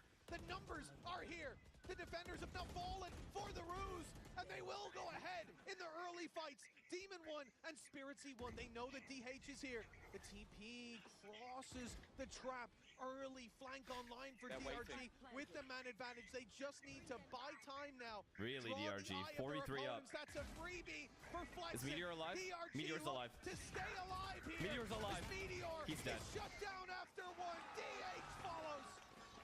Yo, And every T1, game in this champs has been a they will banger. not be taking Every this game.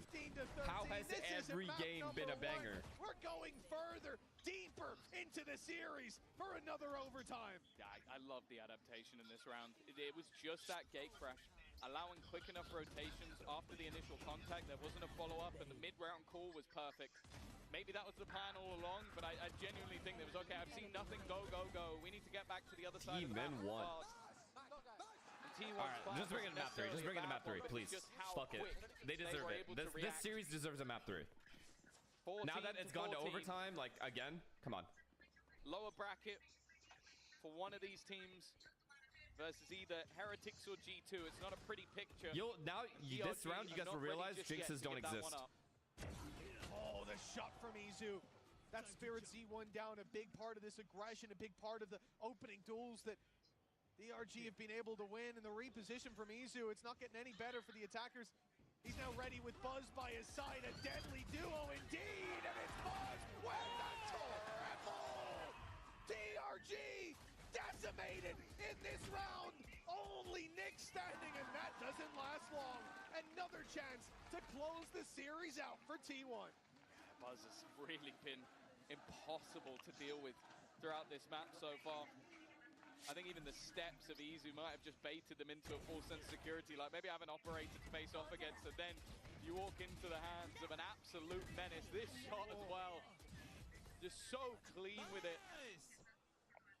I believe that was his 31st kill. It is. And now, well, once again, DRG can still close this game out. They have to find a response. They just need to win this round.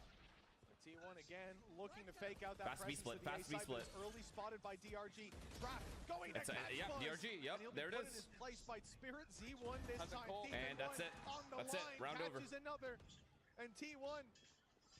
Right. Again, they have the chance to close it, but again, it's DRG digging deep on this defensive Right. side. Meteor, he's been the one to pull them out of these bad situations, but he Right. has to go huge here. Even the double isn't enough, but stacks on mid.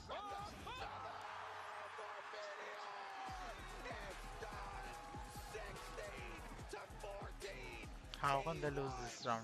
They've decimated DRG in a close battle, but when it matters, they stepped up to the plate. I don't know what just happened to Spirit T1.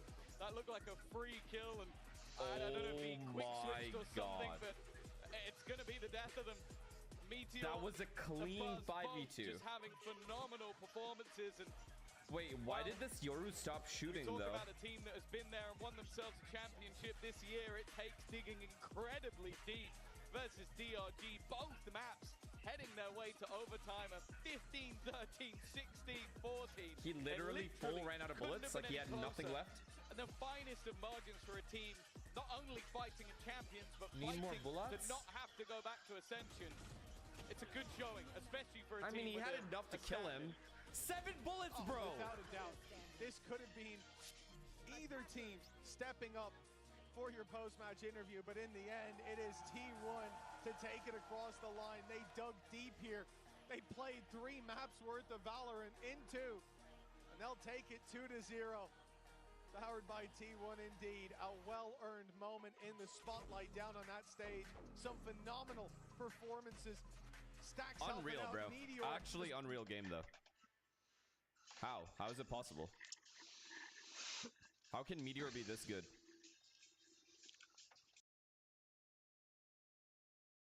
Started slow, too. He had a rough map one. And he's like, no, I'm him.